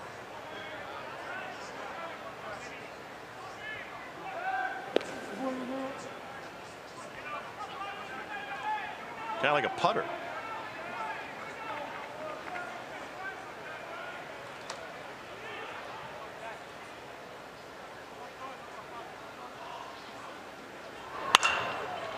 Fly ball to left. Schubert. 2 down. What is the attire at the club? Should I wear my tux? I don't know. Okay, so I don't remember if it was Robin or if it was Booney. And we were playing at my place. Boone. Yeah, Aaron Boone. I don't remember. We were playing my place back in Omaha. And I think it was Booney. And he had his shirt hanging out. And he got every shirt tucked in. And the pro came up to me and said, hey, you know, would you mind if you could just go tell your friend to tuck his shirt in? That'd be great. I said, pro, that's about a 30-step walk, and I'm going to let you do that one yourself. I'm going to stand right here and watch it. And he did. He tucked it in. Booney didn't look at him like he was an umpire? No. No, he wasn't as fiery then.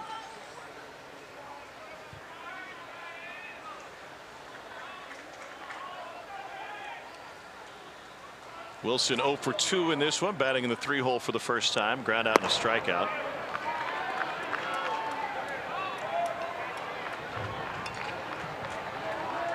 He's given up 1 hit, by the way. 1 hit. He hadn't walked anyone. He's hit 1.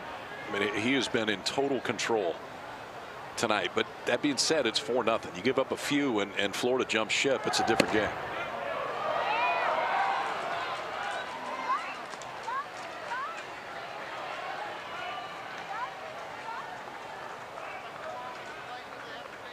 Were you with us on a baseball trip to Fayetteville? We had a chance, Fayetteville, Arkansas. I had a chance to play one of their nice clubs, and we were with a director who had played like a total of 9 holes of golf in his entire life. In fact, he was surprised when we kept playing after 9. Yeah.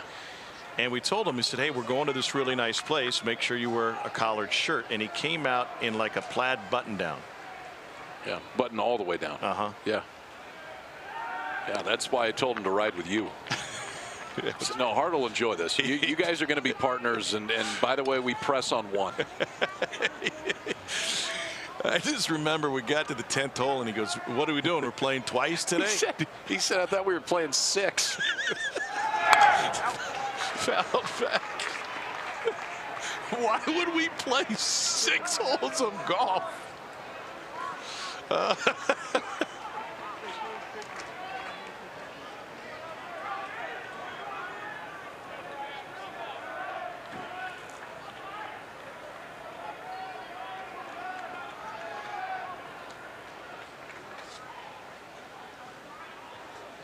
3-2 to Wilson. Runner on the move, and it's fouled off. Michael Robertson was hit by a pitch to start the inning. If nothing else, Florida's at least pushing that pitch count up a little bit for Holiday right now. But remember, last 6 starts, he's gone above 100 in all of those 6 starts. So he's had the ability to hold stuff deep into games.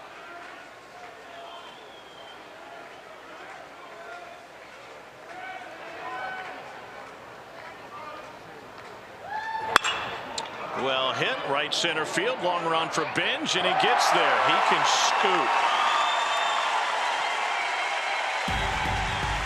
Florida has 1 hit. They've had 3 base runners, single, error, hit, batter. It's been all Cowboys.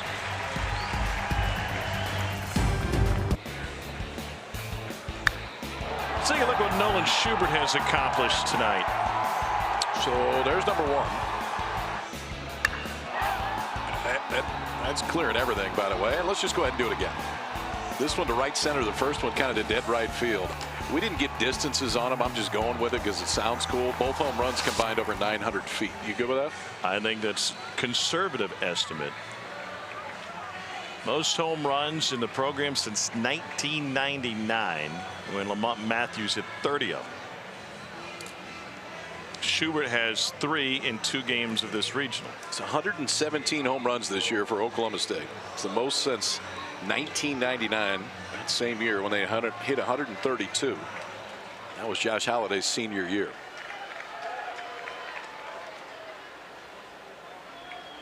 Lamont Matthews was a 10th round pick that same season in '99. Went to the Dodgers.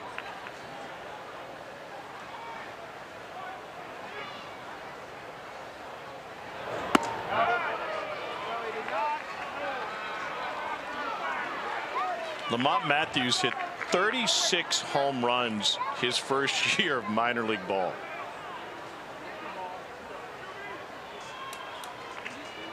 Between Yakima and San Bernardino. 3-0. Jake Clemente, the new right-hander for Florida, freshman. That's another one that can run it up to. This Florida team pitched 9 freshmen this year at one point during the year, getting better as the season goes on, but that has been tough to overcome. Stuff's not the issue. I mean, he can run it up in the last pitch at 97. Jeez. It's just the experience and getting mound time.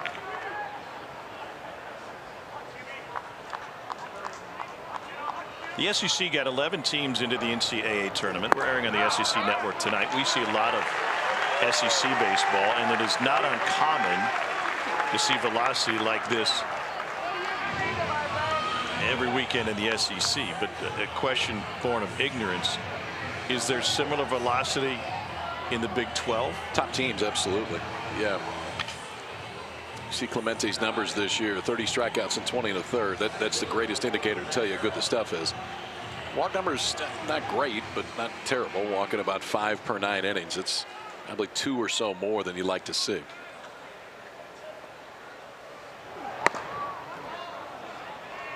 And here's Zach Earhart. Earhart went yard in the first inning. He's 1 for 3.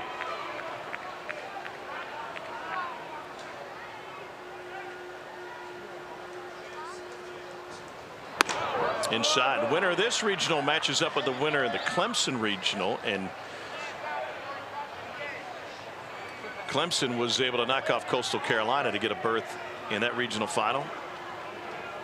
A walk to Schubert, and now 2-0 to Earhart, and Kevin O'Sullivan out. The walks have been a big issue this year for Florida, and historically that's not the case. It's one thing Oklahoma State does a great job of. They throw a ton of strikes.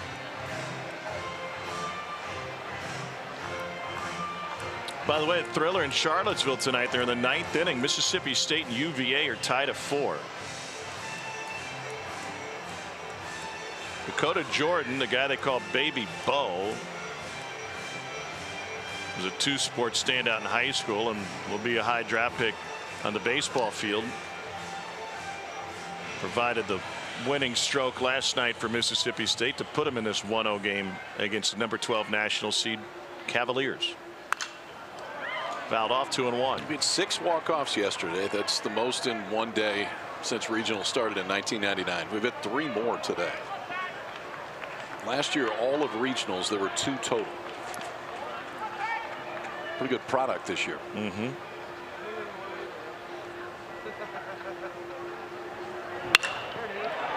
Soft line drive, glove by Shelton. Perfect timing. 1 out. You like the confidence of the freshman right there. After spraying some fastballs, Kevin O'Sullivan goes walking out, and that time executed a fastball in against the guy that hit one about 400 feet earlier in this game and got it just enough in on his hands and not enough to get it over the head of Colby Shelton.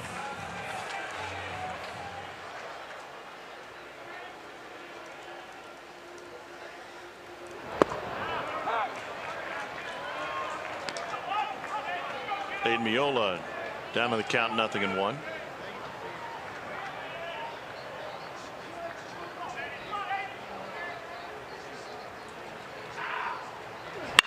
And he torches this one deep left field. It'll be a 2-run home run, and he finally got the long ball over the catwalk. 431-foot shot for Miola.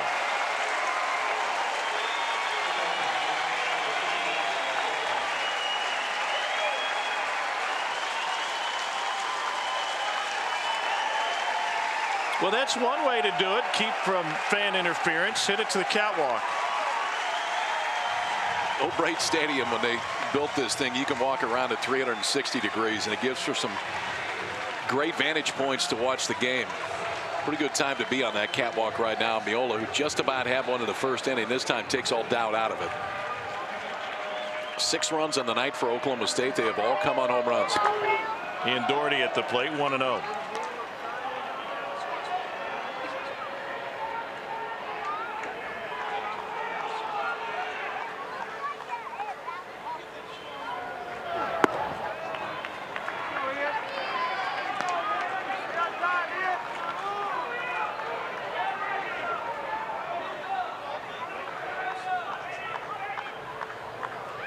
Here's a 2-0 to Doherty. What were the home run totals you were given for this Oklahoma State team? That's not 118 on the year. Now tied with Florida, 118. Ouch. Got him in the knee. That was at 95 too. Okay, so the batter before got the fastball in on the hands of Earhart. Here's what happens if you don't quite get it there. That's actually just a really good move to it. I mean, it's inner third and down, and Earhart just drops the head on it. Backspins it out to left field. That one went well over 400 feet. Cowboys got it going tonight. Trying to elevate and separate, and they've done it 5 times.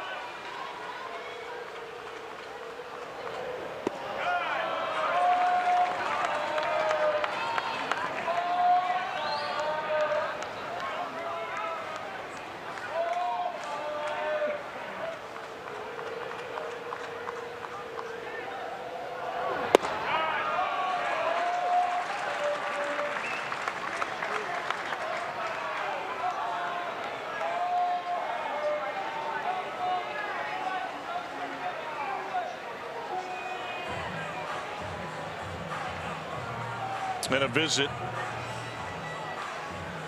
from Done. NCAA Regionals coverage for all 16 sites continues tomorrow on ESPN Plus and the ESPN app. For more information, visit ncaa.com, the home for all 90 NCAA championships. You said we've added 2? Yeah, I don't know what they are, though. It used to be 88. I know beach volleyball is one of them. Okay. I know it used to be 88. I think if anybody watching tonight would like to inform us via Twitter what were the most recent 2 NCAA national championships added, we would certainly appreciate it.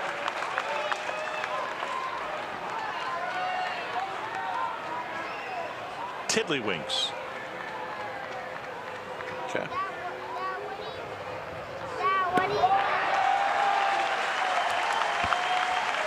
A walk, a 2-run home run, a hit batter, than another walk. How were you at paper football? I was actually really good because I played in class a lot, and so I just practiced.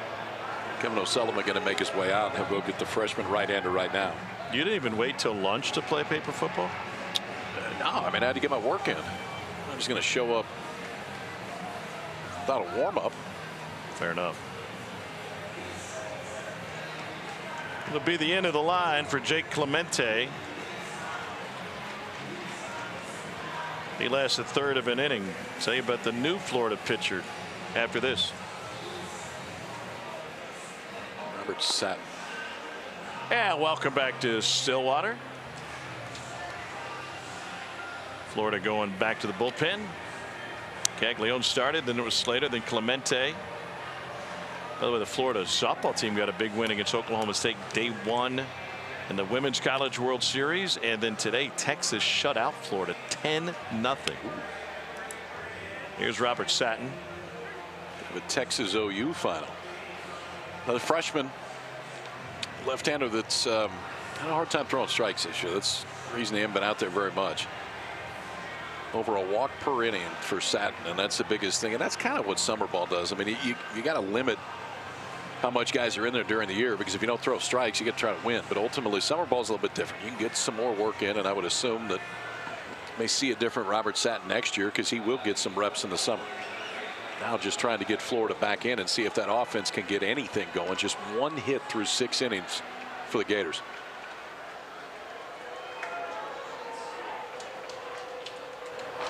Tyler Wolford looks at a strike.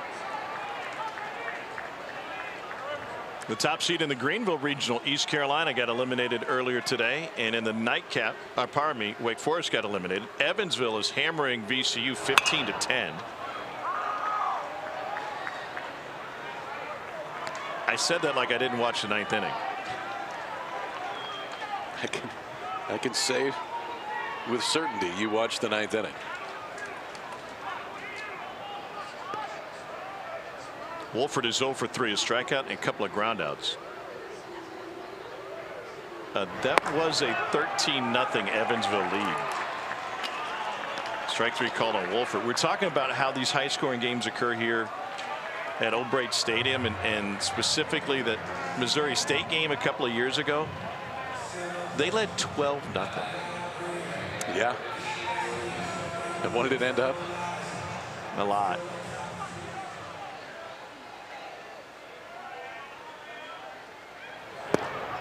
Maybe Ortiz has drawn a pair of walks.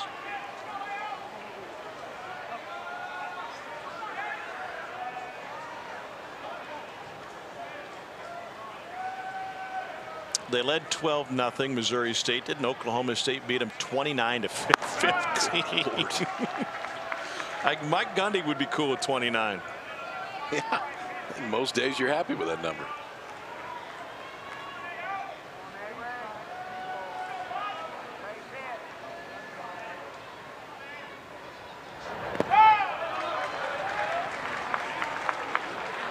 Okay, I got your last two NCAA championships to take it to 90, I think, okay, if Luke Stilson, our friend, is correct.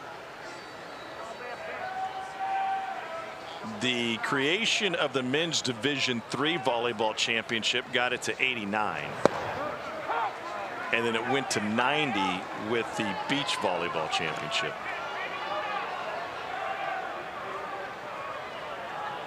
Thank you, Luke. We accept that. Yeah, we accept that as correct, whether it is or not, because we're the only one who responded. Line drive to left field. Motoring is Doherty. Big wave home. The throw is cut off, and Doherty's slide makes it a 7-0 Oklahoma State lead.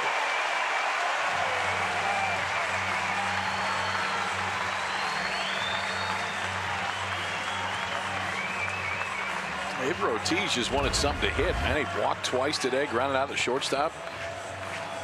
Sat and elevates a fastball. They're trying to go a slider. I think that slider was coming back in towards the barrel, flattened out a little bit. Ortiz flattens the swing out, drives in another.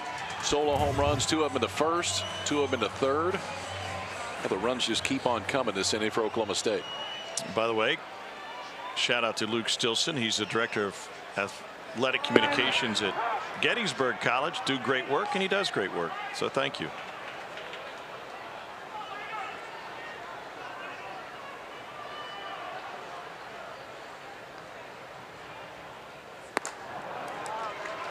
Nothing in 2.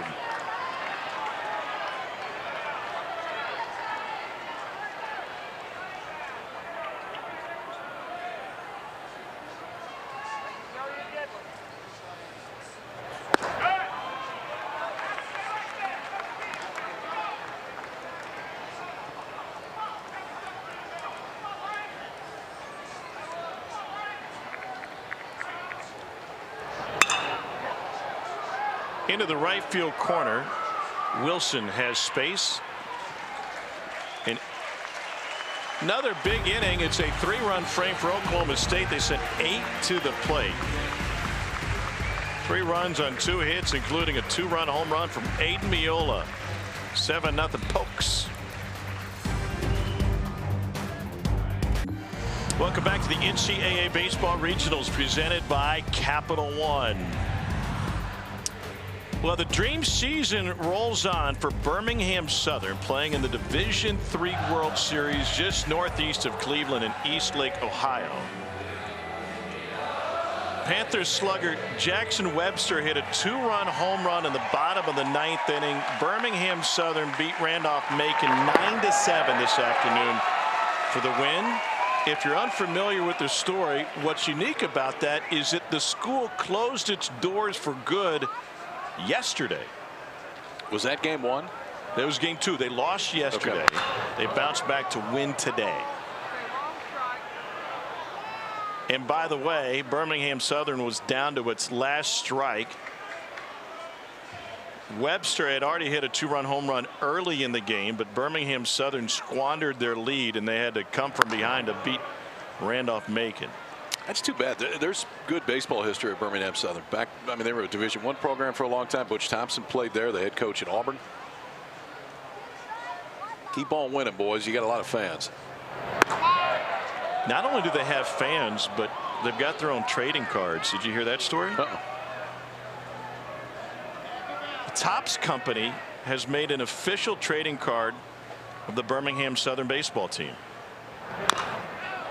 A portion of the proceeds from those cards will be given to what's remaining of the baseball program. They're also going to give cards to the team to distribute to players, friends, and family. That's cool.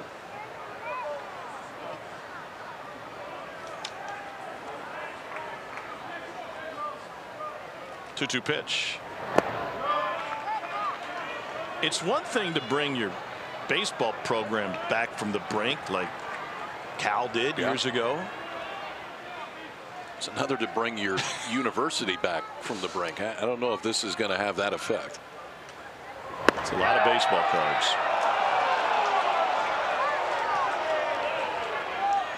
First walk of the night right there for Bryan Holiday. That pitch count getting closer to 100. In each of the last 6 starts, he's gone over 100 pitches. I would think this is it if he can get through the 7th, and then Oklahoma State goes to the bullpen and try to finish it out. Largest comeback of the season for Florida is a 4-run deficit. It was March 29th against Mississippi State. They've been a great come from behind team. 15 comeback wins.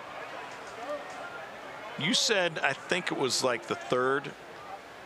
You said, I feel like Florida just wants to face somebody other than Holiday, and he's got to get out of the game. He's not going anywhere. No, and he's still only giving up 1 hit. There's times where, I mean, if a guy's got all 3 working, and the history that Holiday has this year is you know that he can go out and deal and go late. It's a tall task, man. This guy is a hell of a college pitcher. Luke Heyman fouls one to the left side. He is 0 for 2 in this one.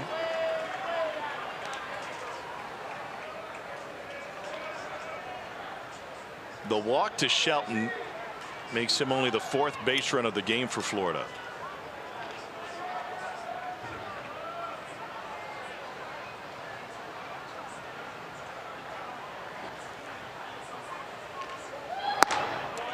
Missed high with a fastball. And he's still at 93. He's lived at 91, 94 the entire night. And again, same thing when he gets 0-2. What I like today, and I've been so impressed with Holiday, is the misses are off the plate where he's trying to put them. Those don't get hit. Strikeout of Heyman got him to climb the ladder on the fastball. Same pitch he just laid off a moment ago. Yeah, just brought it down a little bit to make it to where Heyman can offer it. There's been a few times with that 0-2 count. He's got 2 straight fastballs that really aren't competitive. They're too far up and out of the plate. You're not going to get swing and miss. That's just above the letters, tough to lay off of. And Heyman goes down swinging. That's now 7 strikeouts tonight for Holiday.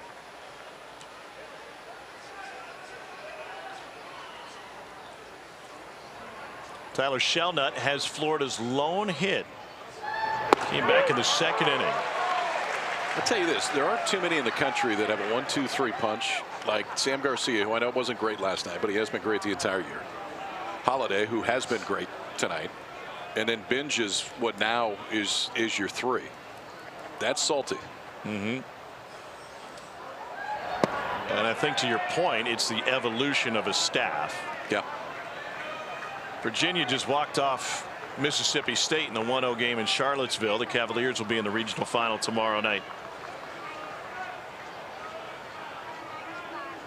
I think Thomas Jefferson was a baseball fan. Sure. Thank you. I'll bite. I don't know where you're going. Just Virginia, the Virginia connection. Yeah.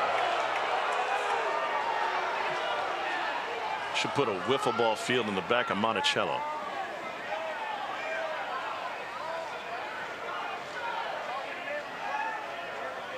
Two and one from Holiday. This will be his 100th pitch of the game.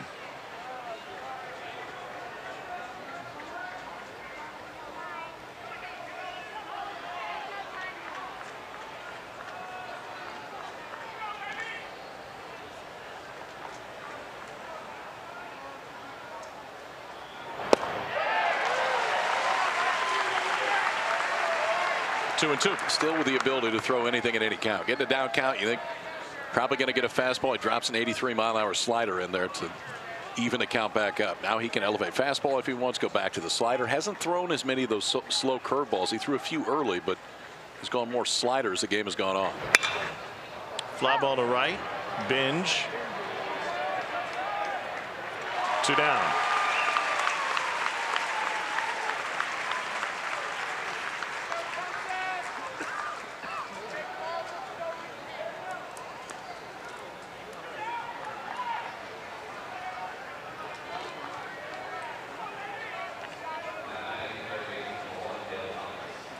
Hagen Smith struck out the first batter he faced tonight for Arkansas, maybe the first of many. Be nice and laid back at Baum Stadium tonight. Yeah, chill, as the kids say.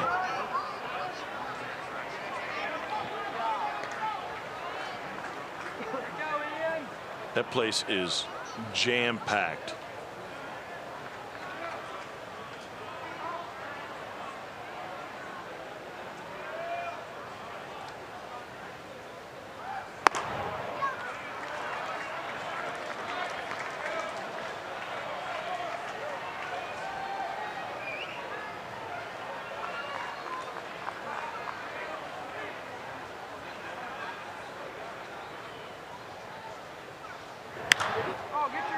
Little pop up and handled by Holiday.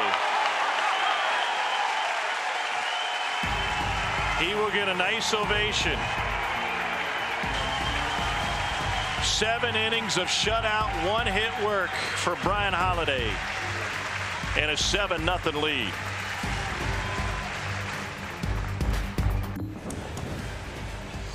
Grab your phone, get a QR code, and also watch this. Virginia with a walk-off winner against Mississippi State. That's the Tri-Box top left corner. And that is Squeeze Play, available on ESPN Plus. Subscribe today and access expanded coverage.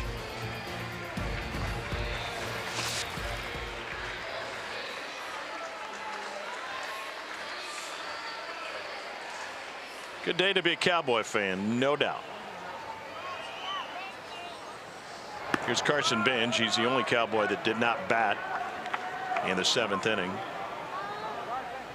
Oklahoma State with 2 in the first, back-to-back home runs, 2 in the third, back-to-back home runs, and a 3-run home run in the 7th.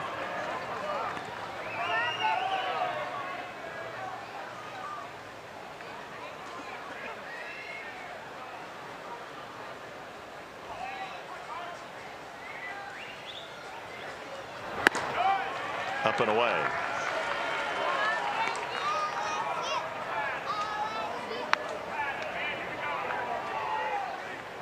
We're just watching on Squeeze Play the crowd at Baum Stadium. Holy smokes. I would bet they were lined up down to the end of the street and then out beyond the scoreboard again. I think the first time I went to Baum Stadium was for the regional in '07. Arkansas, Albany, Oklahoma State, and Creighton. That would have been Jordy Mercer's Oklahoma State team. And Pat Vendetti pitching on both sides of the rubber for Creighton. Does that sound right? Yeah, that sounds about right, time-wise. There's a walk to Carson Bench, and he's given a free pass to lead off the 8th.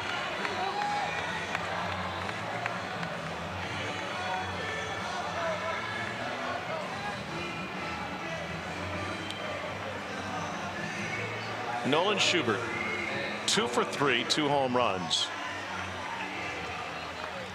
A pair of tape measure blasts. Oklahoma State won that regional, by the way. Knocked off Arkansas in a thriller, and then matched up with a Louisville team with Chris Dominguez, who had won on the road at Missouri. It was Louisville's first trip to the College World Series that year. Tony Vitello was an assistant coach at the time. Dan McDonald's trip. Is that his first year? Yeah. Here's Kevin O'Sullivan. Louisville won the final game of that Super Regional 20-2.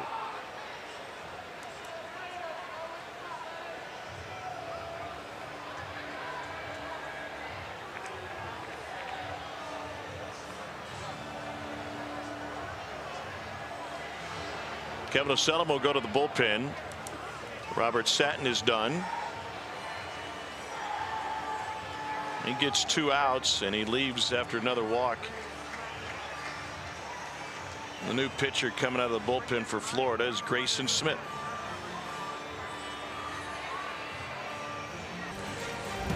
Welcome back to the NCAA Baseball Regionals presented by Capital One. Got to keep the binder handy. And look for the numbers on Grayson Smith just into the game. What's the heat map look like? There's another one of those freshmen. Florida's now thrown 3 freshmen out there back to back to back. It's been a tough year for Smith. 15 2/3. He's given up 17 hits and walked 10. Another guy that can run it up there. I mean, he struck out 22, just hasn't been great at controlling the zone. He is from Rocky Face, Georgia. First pitch strike, 0-1.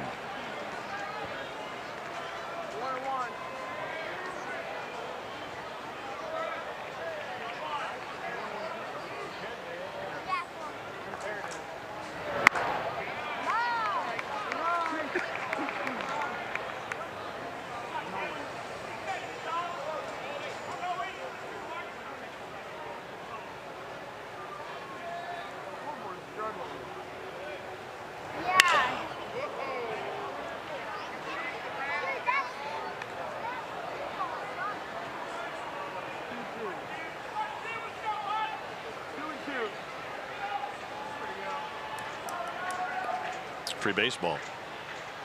It's the best kind. Up the middle and against the shift. Shelton just kept the toe down.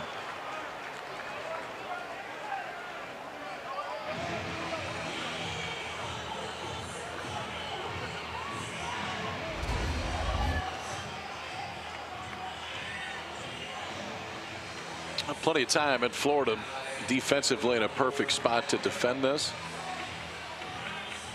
High throw, but it was kind of one of those where Heyman maybe stretched a little bit too early. The further you go out, unless you can reach up and try to go get that.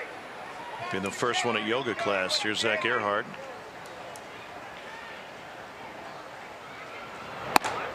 What's your level of interest in yoga? Like, give me a range, like 1 to 10. Sure. None. I'm glad you asked for a range. Who knows? Maybe we'll turn over a new leaf.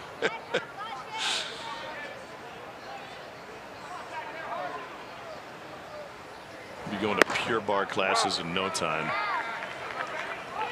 I prefer bar classes. Makes sense, Art. 2 balls and 2 strikes. Earhart, who homered in the first and sends a looping line drive into left field here in the 8th. And he will motor his way towards second.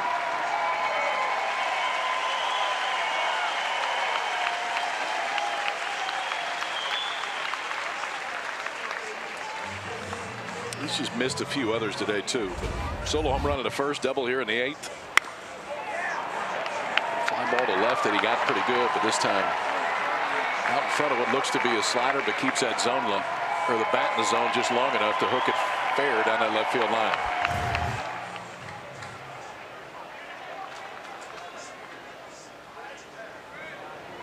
Aiden Mayola very nearly had a home run in the first. Fan interference was ruled, and he was limited to a double. So in the 7th, he had a 451 foot shot to the catwalk. Yeah, the catwalk. I'm with you. I'm not going to bite, but I'm with you. 1 ball, 1 strike. Evansville leads VCU 17-10.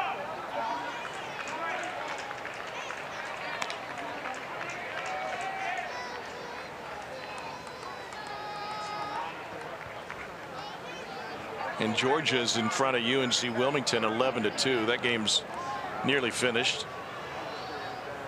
2 outs, top of the 9th in Athens. 2-2. It's interesting. I thought there may be some carnage with 1 seeds and a fair amount of carnage around the country. I mean, Arizona's been eliminated. Obviously, that would qualify.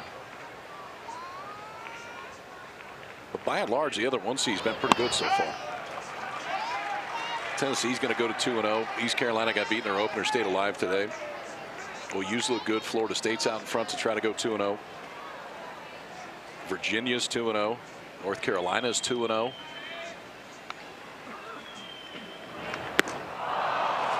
Swing and a miss as Miola went fishing. And we're very close to Oklahoma State being 2-0.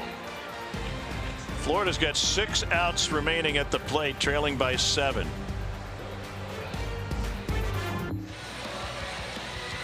Time now for a Capital One rewarding performance. What a game so far from Bryan Holiday, and he is not yet done.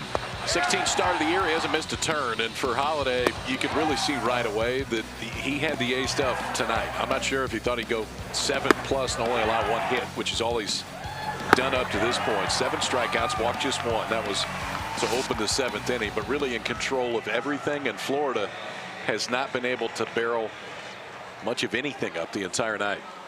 1 hit for the Gators, and Holiday's first pitch has popped up to right field.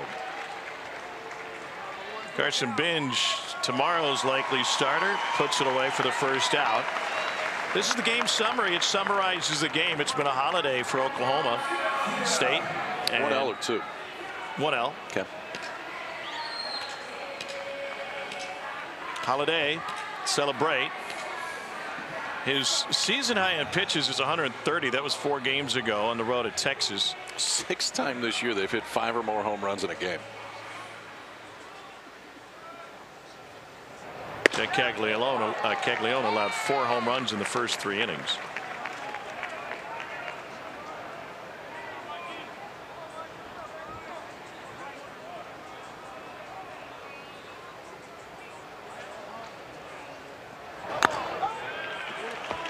If you have a guy who routinely goes 110, 115 pitches routinely and maxed out at 130 so far, that is a bullpen saver.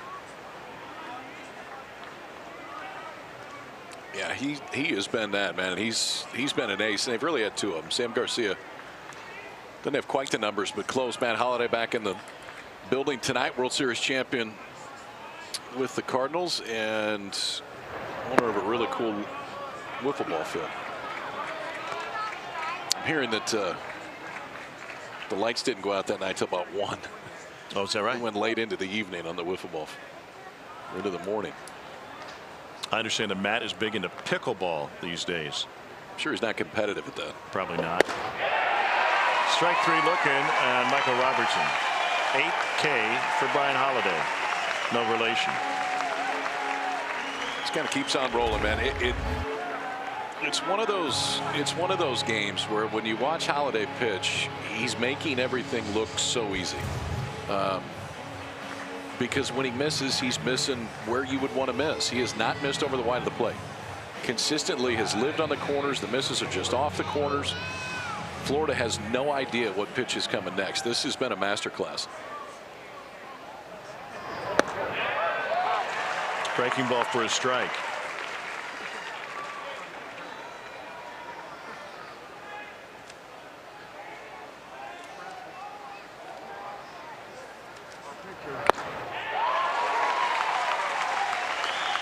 Gotten to see a lot of cool pitching performances this season, including a couple from Hagen Smith that were just dominating. But this would be right there with him.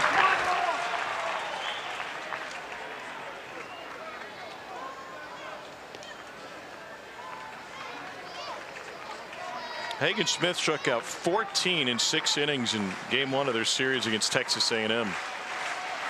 Only allowed 2 hits. That was pretty impressive. Ground ball to the right side. Range by Ortiz. 1-2-3 frame again. 8 innings of work for Bryan Holiday. 1 hit allowed. In line for his 7th win of the season with a 7-0 lead.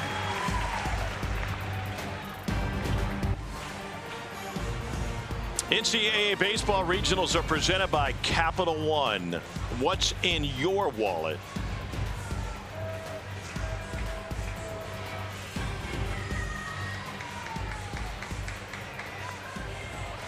To the ninth, Doherty, Brigman, and Wolford due up.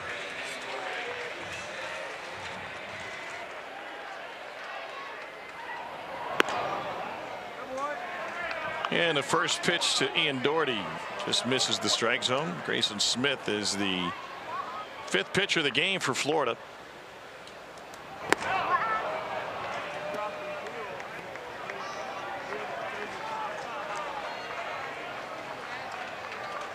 Barring something nutty, it'll be Florida and Nebraska to start the day tomorrow. And while Caglianone didn't give them the game that they were hoping for, 4 solo home runs over 5 innings, it should have some depth left. Yeah, Florida's bullpen will be fine. I mean, the guys that they've run out there, especially later, Slater wasn't out very long, so you can use him again if you want. He wasn't great when he was in, but and then 3 freshmen to follow that have limited innings this year.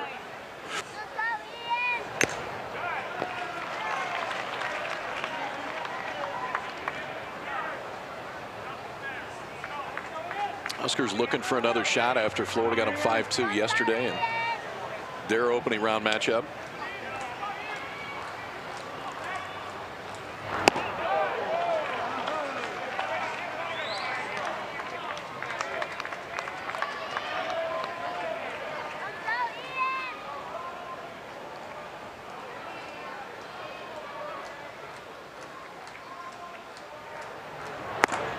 Our producer Stephen Kim loves this next graphic.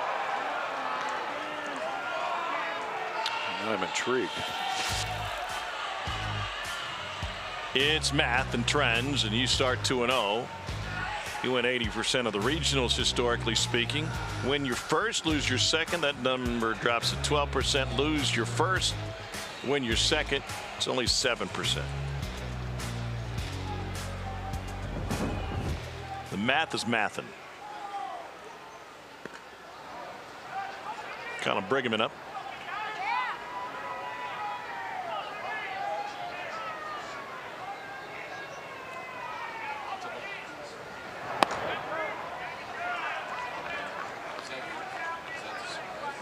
I just heard from our producer, Steven. He wants to know why you hate his graphics so much.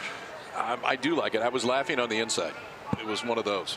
I didn't think it was my kids used to say. I didn't think it was a laughing type thing. I was smiling on the inside. It helps to win the first 2. Dynamite drop in, Monty. Thank you. You know what you can't do? You can't lose the first 2. No, that math doesn't work. There's a few surprises of those that did today. Vandy knocked out in 2 games. Wake Forest knocked out in 2 games. Arizona, the 1 seed. The only 1 seed at this point to be eliminated. Wake Forest was preseason number 1, according to the folks at D1Baseball.com, and they are 2-Q. I can't remember a preseason number 1 losing their first 2. Florida did it 3 years ago. Except for Florida 3 years ago. Yeah. They wouldn't get past that. Yeah. You have to really dig.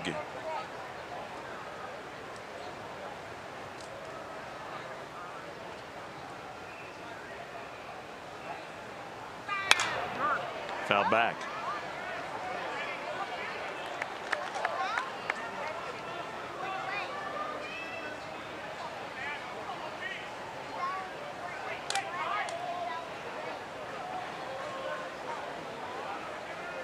By the way, among those 90 NCAA championships that we've talked about, fly ball to right, Wilson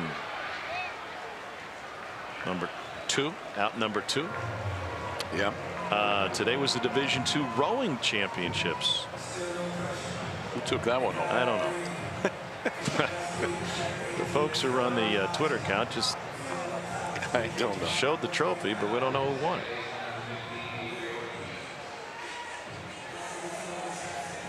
They all look very happy, though. As we know, it was Western Washington. That's who I had. I got on a heater about midway through the season. That was my pick. Have you seen the movie of The Boys in the Boat? Yes. That was awesome. Did you read the book too? To third. Here's Dale Thomas. Took a funny hop, puts it in his pocket. Second hit of the game for Avery Ortiz.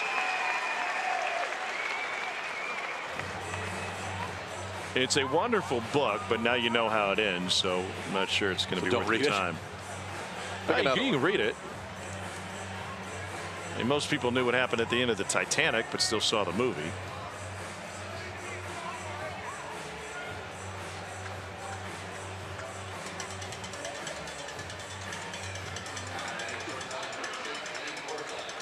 Think Holiday comes out for the ninth? No. I don't see anybody down there. What's his pitch count right now? In 15. Where are we at, Greg? Offering low to Lane Forsythe. 113 right now. Season high is 130 against the Longhorns, who have an early lead tonight against Texas A&M. 1-0 UT. 2 guys on, 1 out in the bottom of the second. Haven't helped the Texas pitcher, who issues a 4-pitch walk tonight.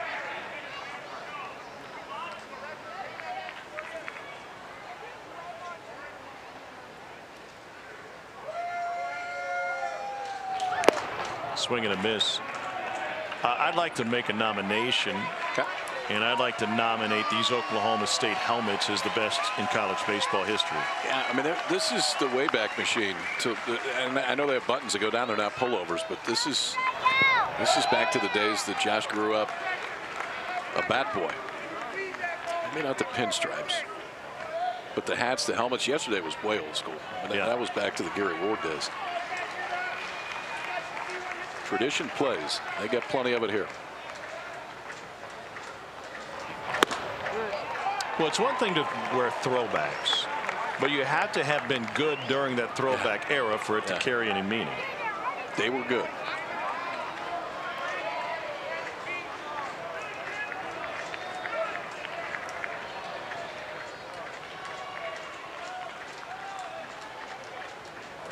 Runners on the move. It's pulled foul. What do you think our hit rate on squeeze play has been tonight? With what? The number of times we've been on? Yeah. Or when it's been good? It's been a little bit better. I think they're starting to come around a little bit. We should introduce ourselves. Not a bad idea. We're the new guys. They send a strongly worded text tonight just to make sure that they know of our disappointment. Send him a Toblerone. That'll get him on the good side. Foul back.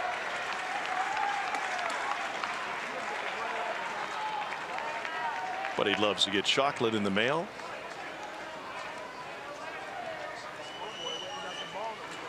Down in Norman, Oklahoma and UConn are scoreless in the third. On the move again, and strike 3 on the outer edge. Forsythe goes down looking. Last chance for Florida. It would be their largest comeback of the season. And their home run hitter, Jac Caglianone, will start things off. 2, 3, and 4 spots coming up, but they're hitless.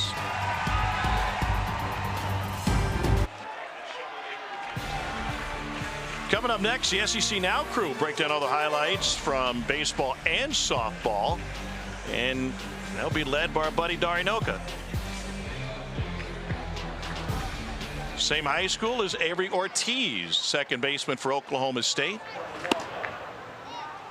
Tulsa Union products, and the pitch to Jac Caglianone is up 1-0. We got our answer. Bryan Holiday back out there to try to finish this thing off. Was at 114 pitches before this inning started. Outside to Caglianone, 2-0. You're not surprised? No, not given what he's done this year. Not surprised at all. He's been brilliant tonight.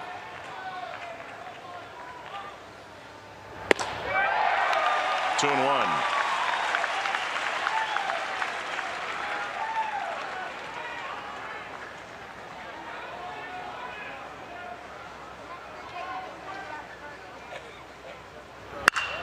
High fly center field. Drifting back Earhart. He's at the wall, and it is gone. Not much has gone right for Jac Caglianone tonight. He was hitless coming into that at bat, and he takes a yard for home run number 30 on the year.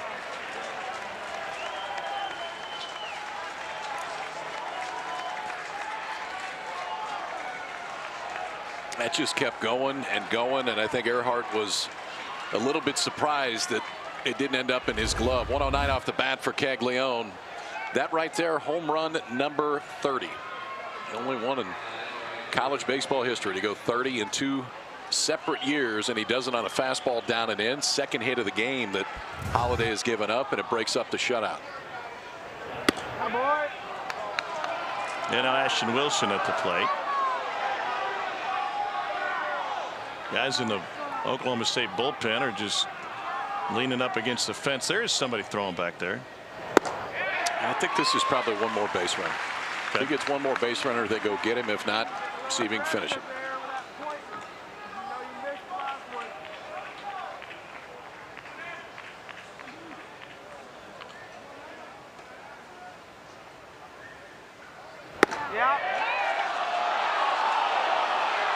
Home crowd really wanted that one, but it's a good strike zone.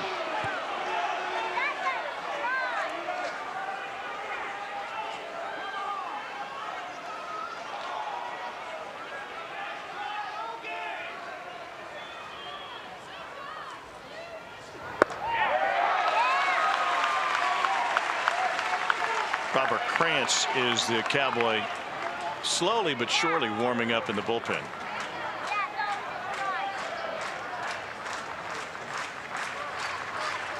Like he's ready to go. Breaking ball fought off.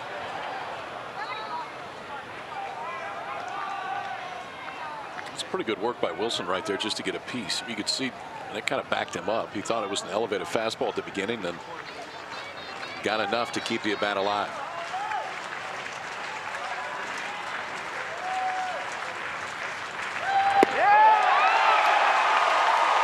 Punch out number 9 for Bryan Holiday. Back to that slow curveball. It's a different look than the slider. The movement profile isn't that big of a difference. Both have some down to it, but this, watch the bubble. A little bit of up before it goes down. And hitters give up on it so often because they think it's an elevated fastball. But it's spinning so much that by the time it gets to home plate, it's down and back in the zone. Now Colby Shelton.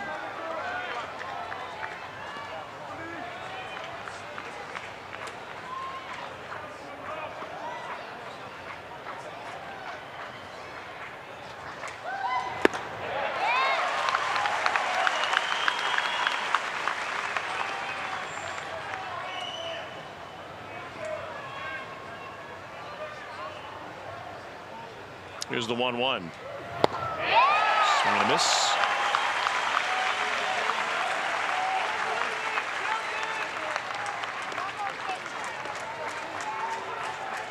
We'll talk to Bryan Holiday before we go off the air, I believe. And man, I'm just curious which pitch he has the most confidence in. I don't know if there's a difference. Dribbler to the right side. Brighamman shuffles it to him. 2 down.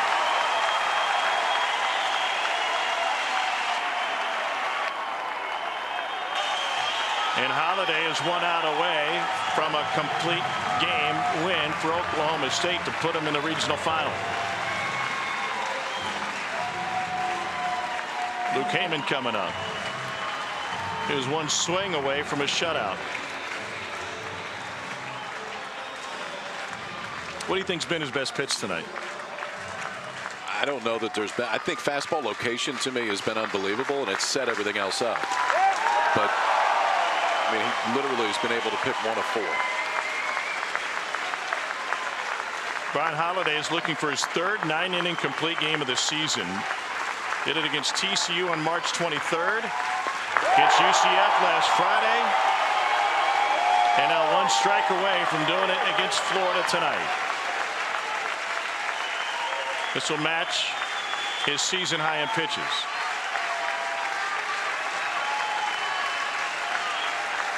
The 0-2.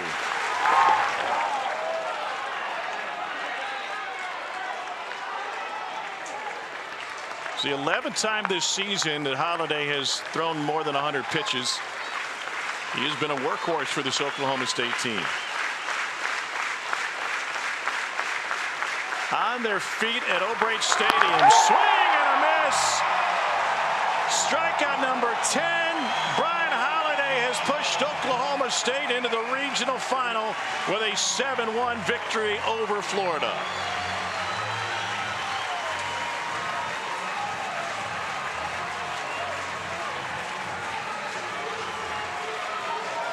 Well, if you want to teach your kids how to pitch, just show them this out, because it's changing speeds, it's changing location, it's changing eye level, and it's the ability to throw 4 different pitches for a strike. 2 different breaking balls, the curveball and the slider. And then his last pitch of the night is 95. Pitch number 131 on the night is 95. Oklahoma State's dangerous, man. I mean, we've still got Binge that we haven't seen. I would assume that we see him tomorrow, but that was a performance that they're not going to forget around this place. He just put him on his back. 5 home runs doesn't hurt. I mean, you got to score some runs, and they did that early, set the tone, and then that kid just took and ran. So here's what we got tomorrow. The 2-seed Nebraska and the 3-seed Florida in a rematch of their Friday game. That's an elimination game, 2 o'clock Eastern, 1 o'clock Central. And the homestanding Cowboys will have their feet up throughout the day and await the winner in the regional final. Whoever wins that elimination game would have to beat Oklahoma State twice to advance to a super regional.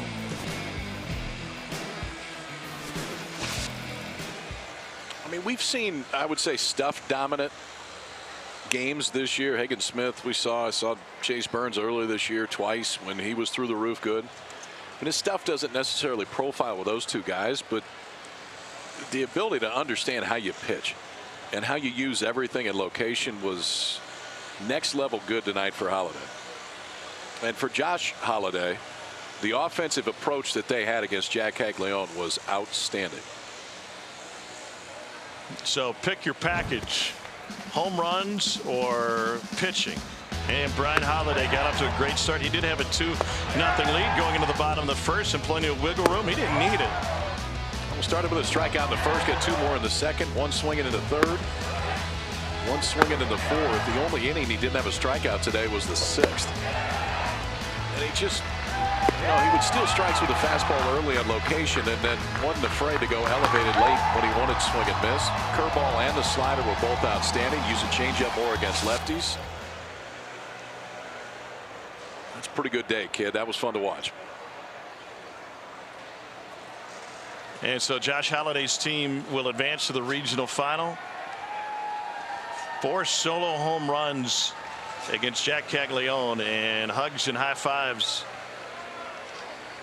for Bryan Holiday. And the other thing he did, which is so important, especially if Oklahoma State has to come back and play a game on Monday, is, I mean, he heated 1 guy up in the bullpen. That was it. There was nobody else that was coming in today, and that's a big shot in the arm for this pitching staff. Binge has been great as a starter, but you still want your best bullets ready to go out of that pen, and Oklahoma State will have them.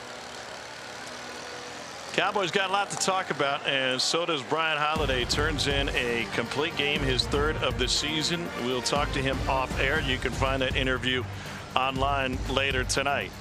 Nebraska versus Florida tomorrow. You can still watch Squeeze Play on ESPN Plus until, I don't know, maybe about 1 a.m. And we will see it tomorrow, 2 Eastern, 1 Central for Nebraska and Florida. For Kyle Peterson, statistician Greg Campbell, our sensational crew, I'm Tom Hart. Enjoy the rest of the night of baseball, everybody.